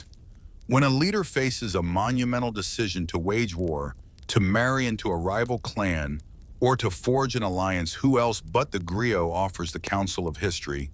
They remind leaders of past follies or ancient oaths, guiding them with the wisdom of the ages. In this way, the griot stands not just as a storyteller, but as a pivotal figure in the cultural and political life of their communities. How profound is their role? How essential their voice in the symphony of history? In a world where entertainment often overshadows substance, griots stand out not just as entertainers, but as the moral compasses of their communities. Their role is pivotal in ensuring the continuity, legitimacy, and wisdom in leadership. Even in this age of digital dominance, these storytellers remain profoundly influential. They grace occasions like weddings, funerals, naming ceremonies, and national festivities with their presence, weaving narratives that echo the collective soul of the community. Their tales do more than entertain. They remind people of their roots, their resilience, and their journey through time. Griots wield a power through their voices, a power that has preserved unity and identity across centuries of transformation. Imagine the audacity when colonialism sought to erase African history by dismissing oral traditions as mere folklore. Here the griots stood as living testaments to the resilience of memory, proving that history could thrive beyond the written word. Oral traditions were not primitive, they were profound. Indeed, our understanding of empires like Mali or Songhai today owes not to colonial records, but to the griots who never ceased their songs. They are not just storytellers, they are walking libraries, living time machines, guardians of history, without whom vast swathes of African legacy would have been lost to oblivion. Long before compasses or GPS systems, the Pacific Ocean's vastness was navigated by its indigenous peoples from simple canoes. These master navigators charted one of the largest water expanses on Earth, journeying from island to island across thousands of miles. They had no maps, no written guides yet. They possessed a rich oral tradition, a profound embodied knowledge passed down through generations, not in books, but in the very essence of their being. At the core of this tradition were all the awesome wayfinders, expert navigators who interpreted the stars, ocean swells, cloud formations, bird flight patterns, and even the water's hue to chart their course. This knowledge was not mere guesswork. It was precise, refined over countless voyages. However, it wasn't inscribed on paper, but memorized through chant songs and intricate visualizations taught over many years in sacred rites. One of the most renowned examples of this oral memory system, the star compass, a celestial guide woven into the very fabric of Polynesian navigation. 1142. Imagine the horizon not as a mere line, but as a canvas painted with the rising and setting of stars, each a beacon of direction, time, and meaning. These star navigators, these wayfinders, chanted their paths, embedding routes into their minds as if they were living, breathing GPS systems. Yet their knowledge stretched far beyond the stars. 1203. They memorized not only celestial patterns, but also sequences of islands, the whispers of past voyages, the dance of ocean swells, the caress of seasonal winds, and the rich oral genealogies of their own bloodlines. Navigation was not merely a journey, it was an exploration of identity. To sail was to walk in the footsteps of ancestors, to renew the sacred bond with each wave that kissed their vessel. And let us not forget the oral traditions, the keepers of cultural history. The 1225. With reverence, they recited myths of great migrations, origin stories, and the heroic deeds of legendary seafarers. These narratives were not mere tales, they were the very essence of survival.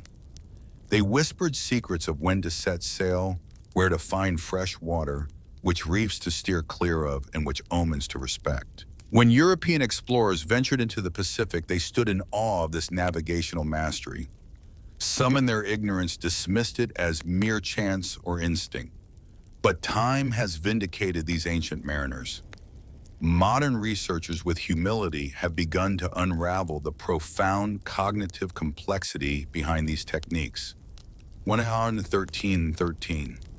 Today, Polynesian voyaging societies are fervently reviving these traditions, teaching new generations the art of wayfinding without reliance on modern technology. For in Polynesia, to remember is to navigate, to speak is to sail, and to forget is to be lost at sea. Long before the written word claimed its place in Greek culture, bards roamed reciting epic tales that would shape Western literature. Among these voices, one name resonates through time: Homer. Verse 1338. Whether he was a singular figure or a chorus of many Homer's Iliad and Odyssey. The enchanting world of Homeric epics. Picture this ancient bards, their voices rising and falling with the rhythm of immortal tales, weaving narratives so vibrant in Olive that they seemed to breathe with every word. These were not mere stories. They were living, breathing entities passed from mouth to ear, each performance a unique creation, yet bound by an unbreakable thread of tradition. How could one possibly remember such vast expanses of verse? The Iliad alone, a colossal tapestry of over 15,000 lines, stands as a towering testament to the power of oral tradition. The answer lies in the intricate architecture of oral composition. Formulaic language, the repetition of epithets like rosy-fingered Dawn or swift-footed Achilles, served not just as poetic flourishes, but as mnemonic devices guiding lights for the performer through the labyrinth of narrative. Imagine the flexibility this allowed. No two recitations were ever identical. A bard could stretch or condense the tale, introduce local heroes, or amplify different emotional notes to resonate with the audience's heartstrings. This adaptability kept the epics alive, relevant, and ever-evolving, even as their core essence remained sacrosanct. But these performances were more than mere entertainment. They were the moral compass, the historical record, and the very fabric of a collective identity for the Greek world. Through the tales of Troy and Odysseus, listeners imbibed lessons of honor, loyalty, the cunning of fate, and the capricious will of the gods. Each performance was a communal act binding people together, reinforcing shared values and etching their place within the grand tapestry of myth and memory. Even as writing emerged, the resonance of Homer's voice did not fade. The Greeks, valuing these sagas deeply, eventually transcribed them, but by then they had already sculpted Greek thought, education, and religion. They became the bedrock of classical learning, their verses echoing through the halls of schools and the writings of philosophers and playwrights alike. The survival of these tales is nothing short of miraculous, a victory of the oral tradition over time. Not carved in stone, but remembered in the hearts and minds of generations, they endure a vivid reminder of the profound depth of human memory and the timeless power of storytelling. Oh, the power of the spoken word when nurtured and structured can rival the permanence of books. Imagine the thrill, the awe when in ancient Greece to recite Homer was not merely to tell a tale, but to hold history in your very breath, 5059. This act was a sacred dance with time itself, a living connection to the past. Long before European explorers set foot on their lands, the indigenous peoples of North America had woven intricate civilizations rich with culture and knowledge, yet devoid of the written word. Their histories, laws, cosmologies, and scientific insights were cradled entirely within the cradle of oral tradition. For these communities, the spoken word was not just a method of communication. It was a sacred force, 1623. Stories here were not simply told. They were bestowed, passed like ceremonial treasures with a sense of reverence and responsibility. Each tribe, be it the Hawanosi, Lakota, Navajo, or Hopi, crafted its own oral systems perfectly tailored to its unique landscape, cosmology, and social structure. Creation stories did more than explain the birth of the world. They painted a canvas of how humanity was meant to exist within it, born 1650. Animal fables imparted timeless values, respect, courage, humility. Historical narratives served as living archives documenting migrations, wars, treaties, and encounters with the outside world. These tales were often shared during the quietude of winter as families huddled in long houses or around the warmth of fire circles, each story reinforcing their identity and kinship. The storytellers, often elders or spiritual guides, were chosen not just for their memory, but for their integrity. Warsh Chapter 17:19. They had to be precise. Embellishment was not welcome unless it served a ritual purpose. Many stories followed strict patterns, sacred sequences, and had proper openings. A story mistold was not merely inaccurate, it was a breach of respect, a dishonor to the tradition. Beyond the realm of history and myth, oral tradition also preserved practical knowledge. Warren 1743, indigenous fire ecology, agricultural wisdom, astronomical tracking, and the art of herbal medicine flowed through generations, spoken from elder to youth, often woven into the fabric of story song or chant. Imagine the knowledge of when to plant, where to hunt, how to read the stars, or which plants could heal a wound, all carried not on paper but on the breath of the living. In a time long past, within the hallowed grounds of ceremony, diplomacy itself was entwined with the rich tapestry of oral memory. The Haudenosaunee Confederacy, one of the world's oldest participatory democracies, held its great law of peace not on brittle parchment, but in the vibrant living memory of its people. This epic constitution was safeguarded through wampum belts and the rhythmic cadence of ceremonial speech. When European settlers first stepped upon these ancient lands, how little they understood. They scoffed at what they saw as primitive, not realizing they stood before civilizations steeped in profound intellectual and legal heritage. Even today in countless communities, this spoken legacy endures. Oh, the resilience of the human spirit. Despite the relentless tides of forced assimilation and cultural erosion, indigenous elders continue to breathe life into songs, names, and wisdom. They are the guardians of a precious heritage, and some tribes, in a beautiful act of defiance and love, are reviving storytelling ceremonies. They know with a poignant clarity that the death of a language means the extinction of countless stories. But as long as there is a voice, as long as there is breath, memory lives on, and through it, nations thrive. Long before sacred texts were encased in leather and revered on altars, the divine flowed through human speech. From the earliest whispers of religious tradition, teachings were not scribbled on scrolls, but were carried in the hearts and voices of the devoted. Oral tradition was not merely a method of communication, it was the very essence of revelation. Consider Hinduism one of the Earth's most enduring spiritual paths. The Vedas. Its foundational scriptures were passed down through generations in spoken form long before they were ever committed to script. Sanskrit priests, the Pandits, or Brahmins, dedicated their lives from youth to mastering these texts, memorizing each syllable with meticulous care. The Vedas were not just words.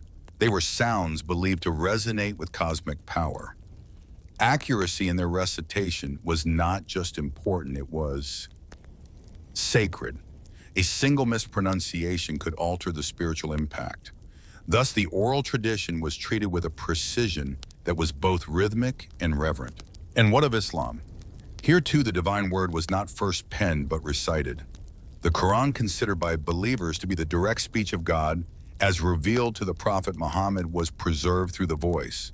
Even now, millions of Muslims commit its verses to memory, a testament to the enduring power of the spoken word. The Quran in its magnificent entirety is an experience known as becoming a hafiz.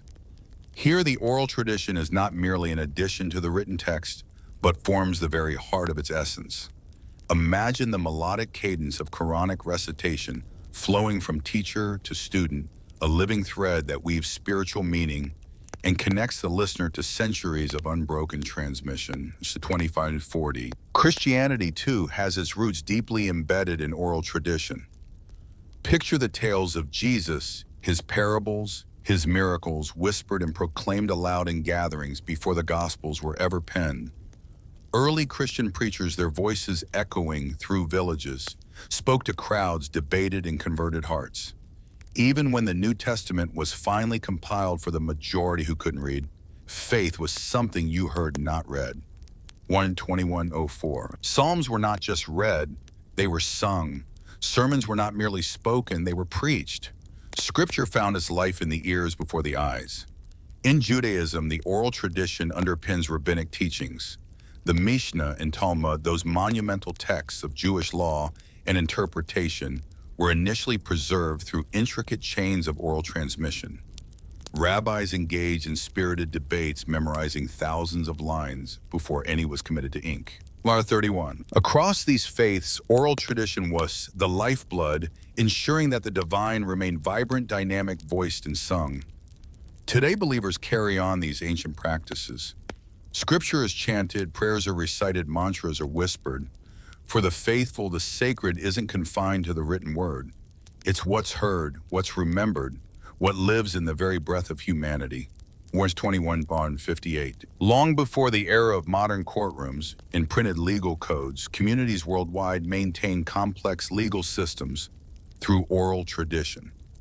Justice wasn't a matter of reading from a book. It was spoken, memorized, and enacted. In these societies, legal wisdom was a living memory carried by elders, chiefs, judges, and councils who ensured that justice, obligation, and punishment were not just known, but felt and respected. 22:23. Among the Gaelic clans of Ireland, justice was entirely oral for centuries. The Brecon Laws, a testament to this oral tradition, were not merely laws, but a living narrative, a heartbeat of justice that resonated through the community, ensuring that fairness was not just seen, but heard. In the rich tapestry of human jurisprudence, where every thread weaves a story of justice and equity, the oral legal traditions stand out as vibrant, pulsating with the lifeblood of community wisdom. Trained legal scholars, the custodians of these traditions, memorize thousands of verses and precedents, their minds a living library. They did not carry books, they carried a legacy, reciting decisions with a precision that echoed through time, referencing past judgments in a poetic cadence that not only aided memory, but ensured the consistency of law. Across the vast expanse of sub-Saharan Africa, from the Igbo to the Zulu and Ashanti, justice was a communal affair. Public gatherings were the courts where voices were raised, stories unfolded, and judgments were crafted through consensus. Here, the absence of the written word did not signify a lack of structure. Rather, memory was the law, elders the archives, and the spoken word held sovereign authority. In the sweeping landscapes of North America, indigenous communities wove their justice systems into the very fabric of their existence. The Haudenosaunee Confederacy, with its great law of peace, utilized condolence ceremonies and consensus-based decision-making, their laws passed down orally, reinforced by the intricate patterns of wampum belts, mnemonic devices that whispered history and wisdom to each generation. These oral systems were not rigid. They were as fluid as the rivers that cradled these societies. Laws were not just statutes, but were embedded in stories, myths, and metaphors, nurturing values of reciprocity, respect, and responsibility. This adaptability made the law dynamic deeply interwoven with community life, focusing more on restoration than punishment. Yet when colonial powers imposed their written legal frameworks, these oral traditions were often dismissed as primitive or inferior. But were they truly less? They were designed not merely to enforce state power, but to maintain social balance, to heal, and to harmonize. Today, as we witness a renaissance of these ancient systems in places like New Zealand and Canada, traditional justice models are being woven back into the formal legal tapestry, not as relics, but as living, breathing systems of justice. How can we not marvel at the depth and resilience of these traditions? They remind us that law can be more than rules. It can be the heartbeat of a community. The quaintness of oral law. It's not merely about nostalgia, it's about the profound impact it has. Here, justice isn't something you peruse in a book. No, it's something you hear, something that lingers in your mind, and something the entire community comprehends with every fiber of their being. At the core of this oral tradition stands not just a narrator, but a performer, an educator, a guardian of cultural essence. Whether they stand before the grandeur of a royal court or the simplicity of a village fire, they wield voice, gesture, rhythm, and emotion, like magic, transforming mere memory into a vibrant, living experience. Oh, what an art form storytelling is in oral societies. It isn't merely an act. It's a structured craft honed through rigorous training and imbued with purpose. Memory, the storyteller's mightiest tool, isn't the everyday memory we know. It's a legacy passed down from childhood, where tales are absorbed with meticulous precision. Every word, every gesture, every tone. They learn through years of listening to masters, absorbing the craft long before they ever dare to tell a story themselves. Precision is paramount, for a single wrong detail can distort a sacred myth or misrepresent a lineage. Yet flexibility is equally cherished. A master storyteller knows instinctively how to tweak timing, adjust tone, or adapt content to fit the audience's mood, the moment, or the emotional climate. Across the globe, this performance is at the heart of culture. In Japan, rakugo artists sit with nothing but a fan and a cloth, yet through masterful changes in pitch, expression, and timing, they conjure entire worlds. In India, the Kathakali tradition weaves dance, mime, and song into the retelling of ancient epics like the Mahabharata, In West Africa, griots accompany their recitations with the kora turning history into melody. Storytelling here isn't static, it's theater where memory serves as the script and the audience is anything but passive. They gasp, they laugh, they respond. They know these tales, yet they come again and again for what is a story if not to be heard anew, to be felt, to be lived. Ah, the art of storytelling. How it dances on the edge of our collective memory, weaving a tapestry of time. The tales we cherish, those familiar myths and legends, can burst into life anew, vibrant and revelatory, all hinging on the skill of the teller. But storytelling isn't just a play for entertainment. It's the very essence of our education, our history, our rituals, our lore, and indeed our survival. Consider the humble story that teaches a child which plants are poison, or the one that encodes the path across a treacherous desert, or lays down the rules of kinship and taboo. Often these lessons are veiled in metaphor, blossoming in meaning as one matures. The storyteller in this light isn't merely a narrator, but a cornerstone of culture. When they speak, they resonate with the voices of countless generations. They don't merely remember the past, they become its living embodiment. In an era dominated by screens' algorithms and the ethereal realms of cloud storage, one might think the oral tradition has receded into obscurity. But oh, how wrong that assumption would be. It isn't fading, it's evolving.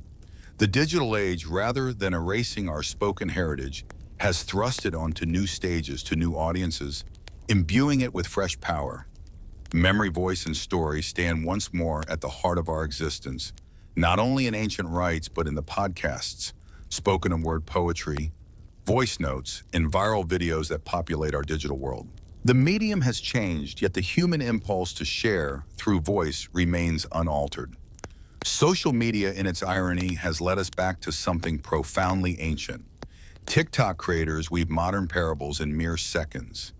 YouTubers breathe life into forgotten myths for millions, and podcasts have become our modern-day campfires where listeners gather not around a physical hearth, but through the intimacy of headphones to be moved, taught, or simply entertained. And let us not forget, in the heart of indigenous and marginalized communities, digital tools are now the instruments of preservation, capturing the wisdom of elders, reviving languages, archiving the oral history that could so easily slip into oblivion.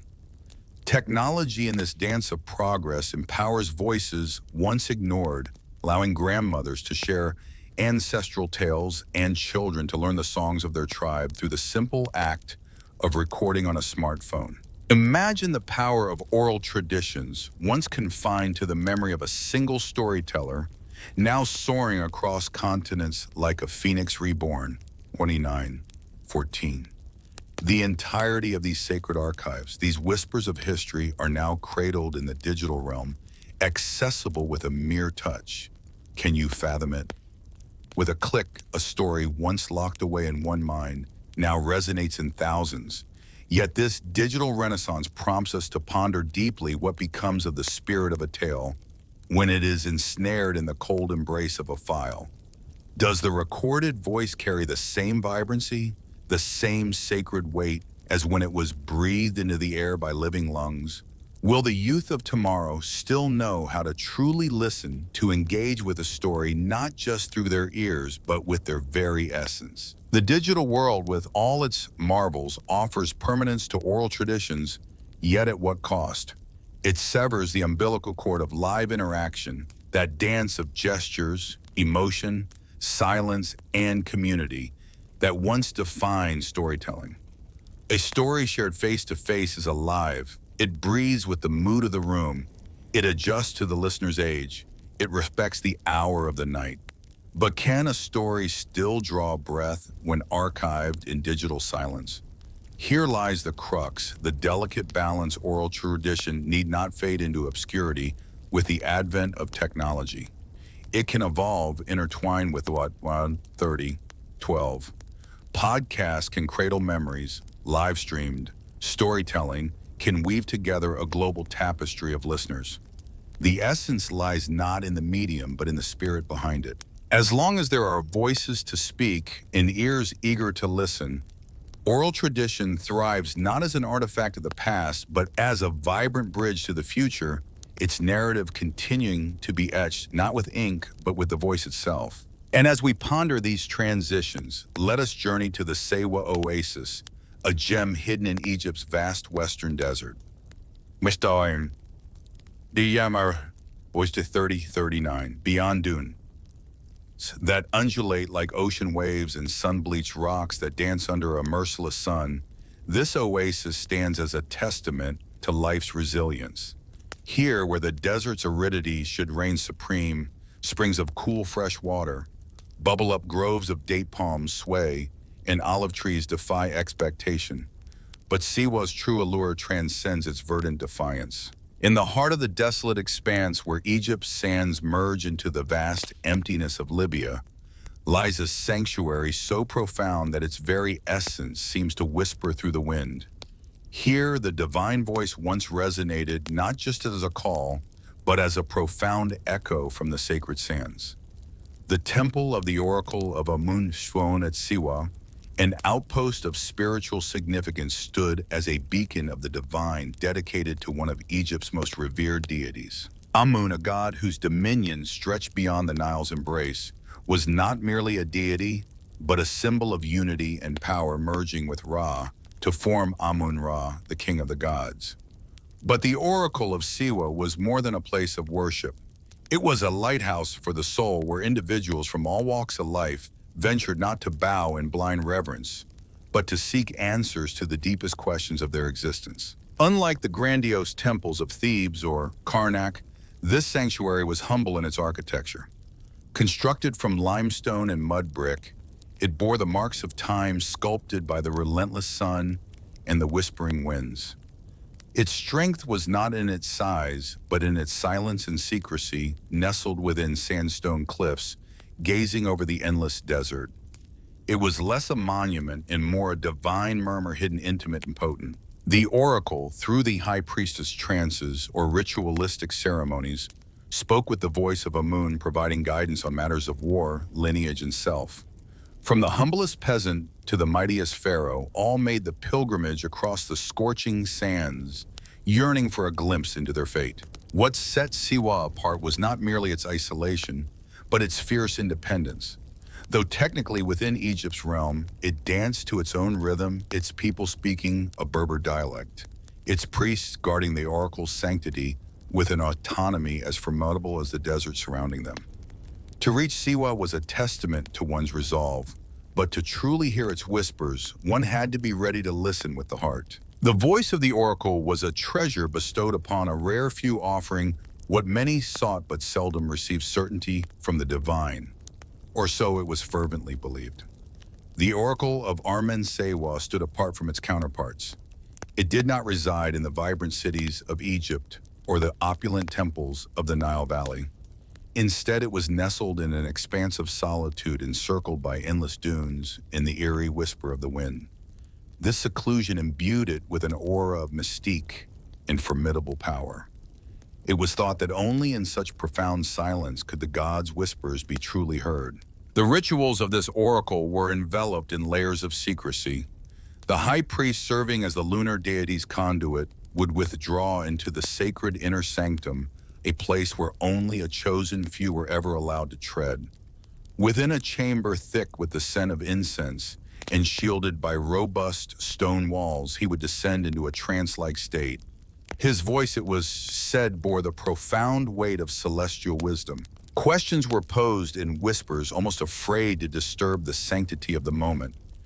The answers, when they came, were accepted without hesitation, though they often arrived swathed in enigma. Much like the famed Greek oracle at Delphi, the oracle of Sewa communicated through suggestion, rather than direct decree, guiding destinies with veiled words. Yet what set this oracle apart was its deep-rooted connection to Egyptian religious cosmology. It wasn't just a seer, it was a conduit for a god who was also a king. Pilgrims drawn from across North Africa and beyond ventured through the relentless western desert, each step a testament to their devotion, seeking the oracle's divine counsel. Merchants, generals, Tribal leaders and even monarchs arrived bearing gifts of oil, incense, and gold in hopes of gaining insight into the gravest decisions of their lives. Some sought personal guidance, while others posed questions that could sway the destinies of entire nations. As night fell, the desert embraced a deep silence, the stars above, perhaps reflecting the very questions pondered in the hallowed chambers below. The night sky unfurled above like an endless tapestry, each star a silver pinprick against the velvet darkness. The wind whispering through the date palms seemed to murmur secrets of old voices from another time. Those who ventured to the sacred place often returned with tales of dreams, visions, or sudden epiphanies that lingered like the scent of incense in their minds. Whether through sacred rites or the power of suggestion, the encounter etched itself deeply into their souls. But it wasn't only spiritual pilgrims who sought the wisdom of this oracle. Political leaders too recognized the profound influence it wielded. To secure its favor was to claim a divine right not merely among the local populace, but across the vast expanse of the Mediterranean. A prophecy from Siwa could anoint a king, ignite a war, or cement an empire. And soon, one audacious soul would challenge this very power, bearing a query that dared to tread where no mortal had ventured before. Was he divine or simply a king? In the year 331 BCE, a youthful conqueror, crowned and curious, ventured into the Egyptian desert. His name was Alexander of Macedon, known to history as Alexander the Great. Having already vanquished the Persian Empire in Egypt and been hailed as pharaoh, mere titles did not suffice for him. Alexander yearned for divine validation, not from men, but from the gods themselves, and thus he set his sights on Siwa. The journey was fraught with danger. No clear map marked the path from Memphis to Siwa. It meandered through blistering desert, treacherous salt flats, and ever-shifting dunes. Greek historians recounted how Alexander and his entourage nearly lost their way, saved only by what seemed like divine intervention. Ravens leading the way, or serpents that slithered through the sands guiding them. Some whispered of rainstorms, a rarity in this parched land, guiding them towards their destination. These accounts might have been embellished, but they captured the mythical essence of the expedition. Why would Alexander risk so much to reach the temple? The answer lies not just in his desire for conquest, but in his profound ambition to be recognized not merely as a ruler, but as something far greater. Alexander the Great, driven by an insatiable quest not merely to rule the known world, but to transcend humanity itself, sought divine validation much like the pharaohs of old. He harbored a conviction, or perhaps a desire for others to believe that his lineage was not just of Philip of Macedon, but of Zeus Ammon, the paramount deity revered by both Greeks and Egyptians, whose divine whispers echoed through the sacred chambers of the Siwa oasis. Upon his arrival at this hallowed place, Alexander was greeted with profound reverence. The priests, cognizant of his vast influence and the reach of his political might, ushered him into the innermost sanctum of the temple, an honor seldom bestowed. What unfolded within those sacred walls remains shrouded in mystery, for no detailed records survive. Yet Alexander emerged from this encounter undeniably altered. When later queried about the oracle's revelations, Alexander's responses were intriguingly ambiguous. Some whispers suggest the oracle hailed him as Zeus's son, while others claim he was promised victories and divine blessings. Whatever the oracle truly imparted, Alexander's demeanor shifted dramatically. He began to project himself not merely as a mortal king, but as a semi-divine entity demanding allegiance that bordered on worship. The desert had bestowed upon him not just an answer, but a myth, a potent narrative that could inspire legions, erect cities, and mold empires. The Oracle of Siwa, standing at the confluence of cultures, both geographically and spiritually, played host to Ammon, one of Egypt's most venerated gods. As Greek influence permeated Egypt, Ammon was reimagined in the Mediterranean psyche, becoming Zeus. Ammon, a divine amalgamation of two supreme deities forged in the fiery sands of Siwa. This was more than mere symbolism. It was a vivid testament to the syncretism, the blending of worlds that Alexander's ambition epitomized. Through this union did not the very essence of divinity and power transform, as empires clashed their beliefs, images, and rituals intertwined, creating a tapestry rich with cultural fusion. For the Greeks, Zeus reigning supreme, his thunderbolt in hand, his beard majestic, a symbol of unchallenged omnipotence. In contrast, Ammon, revered by Egyptians, was the enigmatic force, the unseen essence, the very breath that whispered through the fabric of creation. Often depicted with the potent symbol of ram's horns, Ammon embodied virility, power, and a divine aura. When the Greeks first encountered Ammon, they sensed a kinship and authority and named him Zeus Ammon. At the sacred oasis of Siwa, this syncretic deity's presence became profoundly significant. Here, the priests, steeped in the ancient rites of Egypt, served as the keepers of this new blended identity. Their renown spread far, touching the Hellenistic world, where for figures like Alexander the Great, the oracle of Zeus, Ammon, was not merely a conduit for divine guidance, but a cultural bridge spanning the chasm between civilizations. Imagine Alexander aspiring to unify his diverse empire, seeking the oracle's affirmation. If declared the son of Zeus, Ammon, he could claim a divine lineage that would resonate with both Greeks and Egyptians alike. His reign saw coins minted with his image, crowned by ram's horns, a clear nod to Zeus Ammon, asserting not just divine endorsement, but divine descent. This was no mere aesthetic choice. It was a profound political statement, declaring that Alexander was not just favored by the gods, he was one of them. The influence of Zeus Ammon did not remain confined to Siwa. Temples rose or were rededicated in his honor across North Africa, Greece, and into Asia. Pilgrims journeyed to Siwa, captivated by a deity who was both alien and familiar, a god who bridged the Greek and Egyptian worlds. The temple at Siwa transcended its role as a mere shrine. It became a cosmic crossroads, a meeting point for empires, deities, and the destinies of men. In the resonant whispers of its oracle, one could discern not the voice of a single culture, but the chorus of a world in dialogue, a testament to the enduring legacy of divine syncretism. Amidst the sands of transformation, the reign of Zeus Ammon was unparalleled. Not like the imposing pylons of Luxor or the vast, sprawling avenues of Karnak, the oracle's temple at Siwa, though modest in its dimensions, was monumental in its significance. Carved into the limestone cliffs of Orgy Hill, this sacred edifice melded with the desert's embrace, appearing as though the very rock had given birth to it. Here, grandeur was not the essence. Rather, it was a deliberate choice. The temple's might was derived not from its grandeur, but from its enigma. As pilgrims journeyed towards this hallowed ground, they navigated through meandering paths and narrow portals, their steps leading them upwards to a sanctuary nestled within the hill itself. This complex included a forecourt, a modest hall, and ultimately the sanctum sanctorum, the innermost chamber where the oracle's voice was said to echo. Access was restricted, an exclusive privilege for the high priest and a chosen few like Alexander.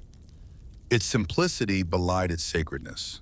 Within, there were no ostentatious statues or shimmering golden shrines, only the profound silence and the palpable presence of a deity. The temple's layout was intentional, designed to disorient and humble. The narrow, winding corridors and abrupt angles compelled visitors to move slowly with bowed heads and cautious reverence.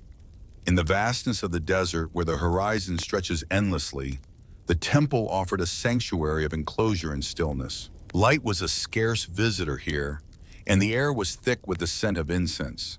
Whispers morphed into ethereal echoes, and scholars suggest that the temple might have had openings or vents in the room, allowing the priest's voice to carry into adjacent chambers, thus amplifying the mystical aura of the oracle's pronouncements. From the enveloping shadows, a god's voice would resonate, instilling awe not through sight but through sound. This architecture was not merely functional, it was a stage for ritualistic theater. Encompassing the temple, the very stones seemed to whisper of the divine, inviting all who approached to partake in the mystery and majesty of the unseen, the unspoken, the divine. Beyond the temple's sacred chambers, the landscape unfurled like a tapestry woven from the threads of time. Nestled within this arid expanse, the oasis of Siwa, blessed with an abundance of water from natural springs, seemed to defy the very desert that embraced it. Imagine, if you will, the sight of sacred gardens, their verdant hues a stark contrast to the surrounding dunes, each leaf and petal kissed by the divine. Here amidst the priestly quarters and ritual pools, the air itself felt charged with a mystical energy, a silent testament to the god's favor. From this hallowed hill, one's gaze could roam across the endless sea of sand, a poignant reminder of the temple's solitude and its profound significance. This was no mere sight for the masses. Rather, it was a sanctuary for the seekers of truth, the visionaries and the rulers of realms. Not designed to dazzle with grandeur, but to resonate with the innermost chords of the soul. This temple whispered secrets of the future in hushed tones, its very stones imbued with prophetic murmurs. As the sands of time shifted, however, the once vibrant voice of the oracle began to dim, not in the annals of legend, but in the living world. The divine whispers that once danced with the desert winds now lay silent. By the era when Rome's shadow stretched over Egypt, the oracle's influence waned, a relic of a world slowly slipping into the shadows. There was no cataclysmic event that silenced the oracle. It was a gradual, almost imperceptible fading. Following Alexander's death in 323 BCE, the empire he left behind fractured as his generals vied for power, unraveling the political cohesion that had once elevated the temple. Though Zeus-Ammon's name still echoed through the sands, the pilgrimage to his sanctuary lost its once irresistible allure. The focus of power shifted, drawn back to the fertile Nile Valley and burgeoning cities like Alexandria, where the light of philosophy and science began to eclipse the ancient faith. With the ascendancy of Rome came new deities, new decrees, and new directions. While Roman rulers might have paid homage to Egyptian traditions, the structured, bureaucratic religion of the empire left scant space for the enigmatic pronouncements of oracles. Thus, shrines like Siwa became quaint echoes of a mythic past, their once potent voices, now but whispers in the wind. Oh, how the winds of change blow through the annals of history. Once revered, the oracle of Siwa, nestled in its ancient sacred oasis, had long been a beacon of divine guidance. Kings and commoners alike sought its wisdom, its voice echoing through the corridors of power.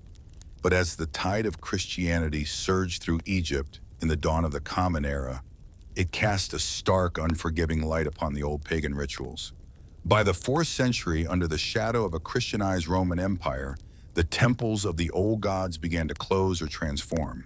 The oracle of Siwa, once a clarion call of celestial insight, was now but a whisper, soon to be snuffed out entirely. The sacred space fell into neglect, its grandeur slowly eroded by the relentless sands of time and tempests. The priest guardians of the divine faded into obscurity, their sacred rites lost to the ages.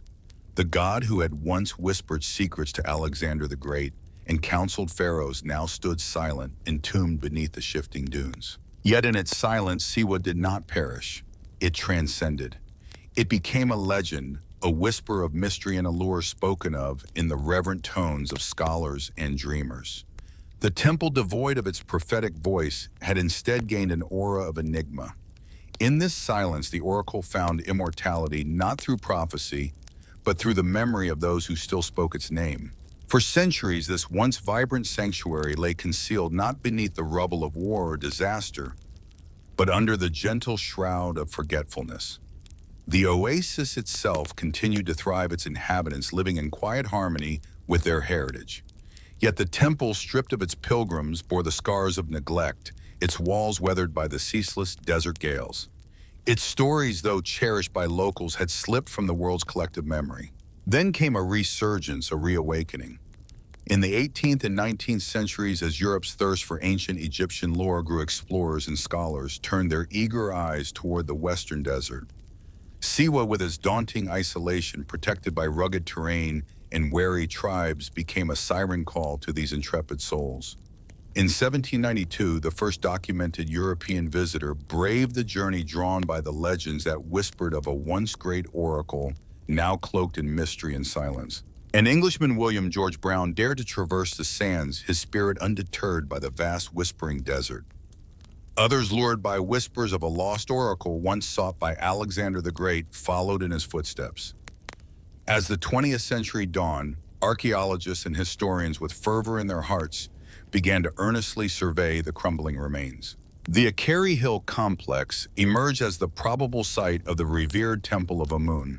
Though not vast, the structure resonated with the ancient text's descriptions, a modest sanctuary with a central chamber, robust defensive walls, and a strategic vantage over the oasis. It wasn't grandiose, yet it stood precisely where history whispered it should. Excavations proceeded with delicate care. The site had endured the relentless kiss of time and erosion. Yet fragments of stonework and inscriptions persisted, each piece a whisper from the past. The architecture, though fragmentary, sang a silent song of grandeur. A stone altar, the ghostly outlines of columns, rooms aligned with the stars, all whispered of a time when this place was the confidant of kings and gods. Beyond the allure of archaeology, it was the mythology of Siwa that truly enchanted.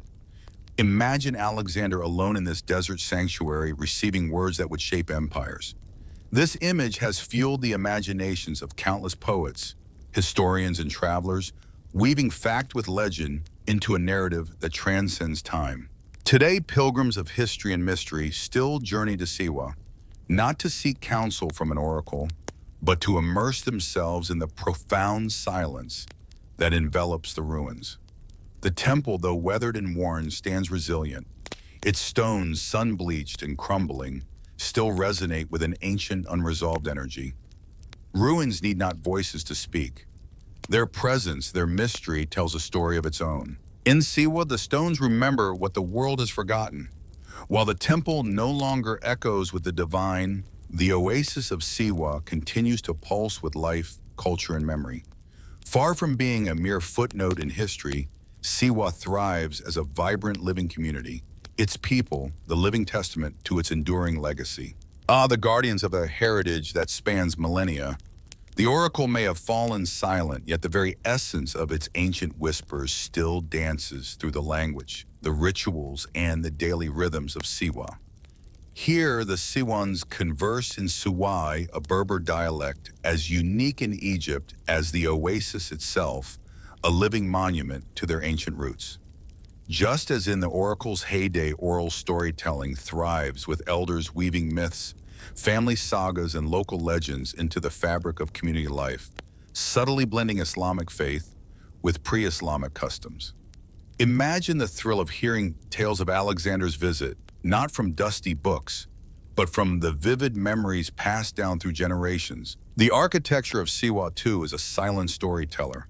Traditional mud brick houses cool against the desert's fiery breath line the streets, while the ruined fortress of Shali, crafted from salt and clay, stands as a sentinel over the oasis, a ghostly reminder of a bygone era. These structures, unchanged in form and function for centuries, are more than mere buildings. They are the physical embodiments of Siwa's enduring spirit. The sacred geography of Siwa continues to pulse with power. Springs and pools revered since time immemorial still draw worshippers. Cleopatra's Pool, where legend says the famed queen once bathed, remains a favored sanctuary for both locals and visitors seeking solace. Here, rituals for fertility, harvest, and healing are performed, overlaid with Islamic prayers, yet deeply rooted in ancient traditions. And let us not forget the marriage festivals like the vibrant celebration at Gabal Dakur, where families converge, songs soar, and unions are formed in a setting not unlike the ancient gatherings at the temple, where life's guidance was once sought for warrior kingship and now for peace. In this modern age, Siwa has transformed into a quiet pilgrimage site, not for prophecy, but for peace. Travelers weary of modernity's cacophony find refuge here, walking among the whispering palm groves, soaking in the tranquility that has cradled this oasis for centuries.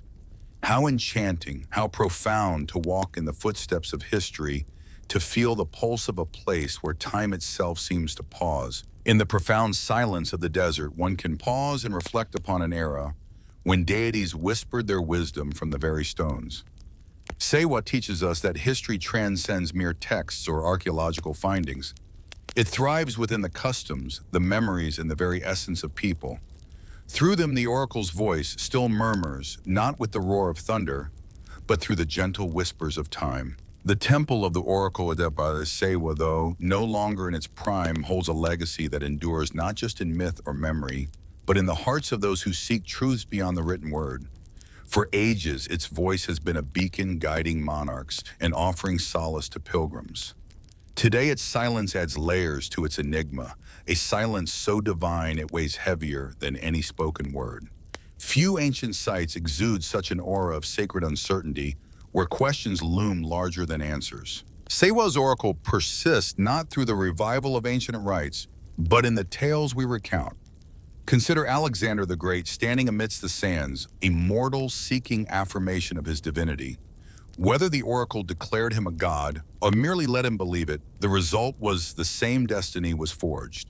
The allure of Sewa stems from this intertwining of history with myth. It poses timeless questions. Can humans ascend to godhood? Can fate be unveiled? Does truth speak directly or does it cloak itself in riddles? And most crucially, do we still heed these soft-spoken whispers? Today, modern pilgrims journey to these ruins not for conquests or empires, but in search of clarity, stillness, presence. The desert, vast and unyielding, holds the same sun that once scorched Alexander's path, now warming the curious. The temple, though crumbling, remains irresistibly magnetic. The silence that once embraced the Holy of Holies still lingers, inviting us to listen closely to perhaps hear the faintest echo of an oracle's voice whispering secrets from the sands of time. The crumbling walls of Sewa beckon introspection, not because they offer solutions, but because they've always celebrated the art of questioning. 1 to 54:02. The oracle, like all timeless voices, was never about predicting fortunes. Instead, it whispered direction, affirmation, and boundless possibility. The pilgrimage through the sands wasn't merely a test of endurance. It was a sacred rite of passage. You didn't simply reach the temple, you evolved into a new self along the way. 22. Today, as we navigate our personal deserts of meaning, identity, and purpose, could the oracle still impart its wisdom, not through a thunderous proclamation from the past, but through a gentle nudge in our consciousness? Who are you truly, and what are you transforming into? The temple has crumbled to dust, the voice has faded, but the question endures, and perhaps that was the oracle's ultimate prophecy. We thank you from the bottom of our hearts for embarking on this journey with us. Your support fuels our passion. Please do share your thoughts, leave a like, comment below, and don't forget to subscribe for more soul-stirring explorations. Together, let's continue to seek the answers to life's most profound questions.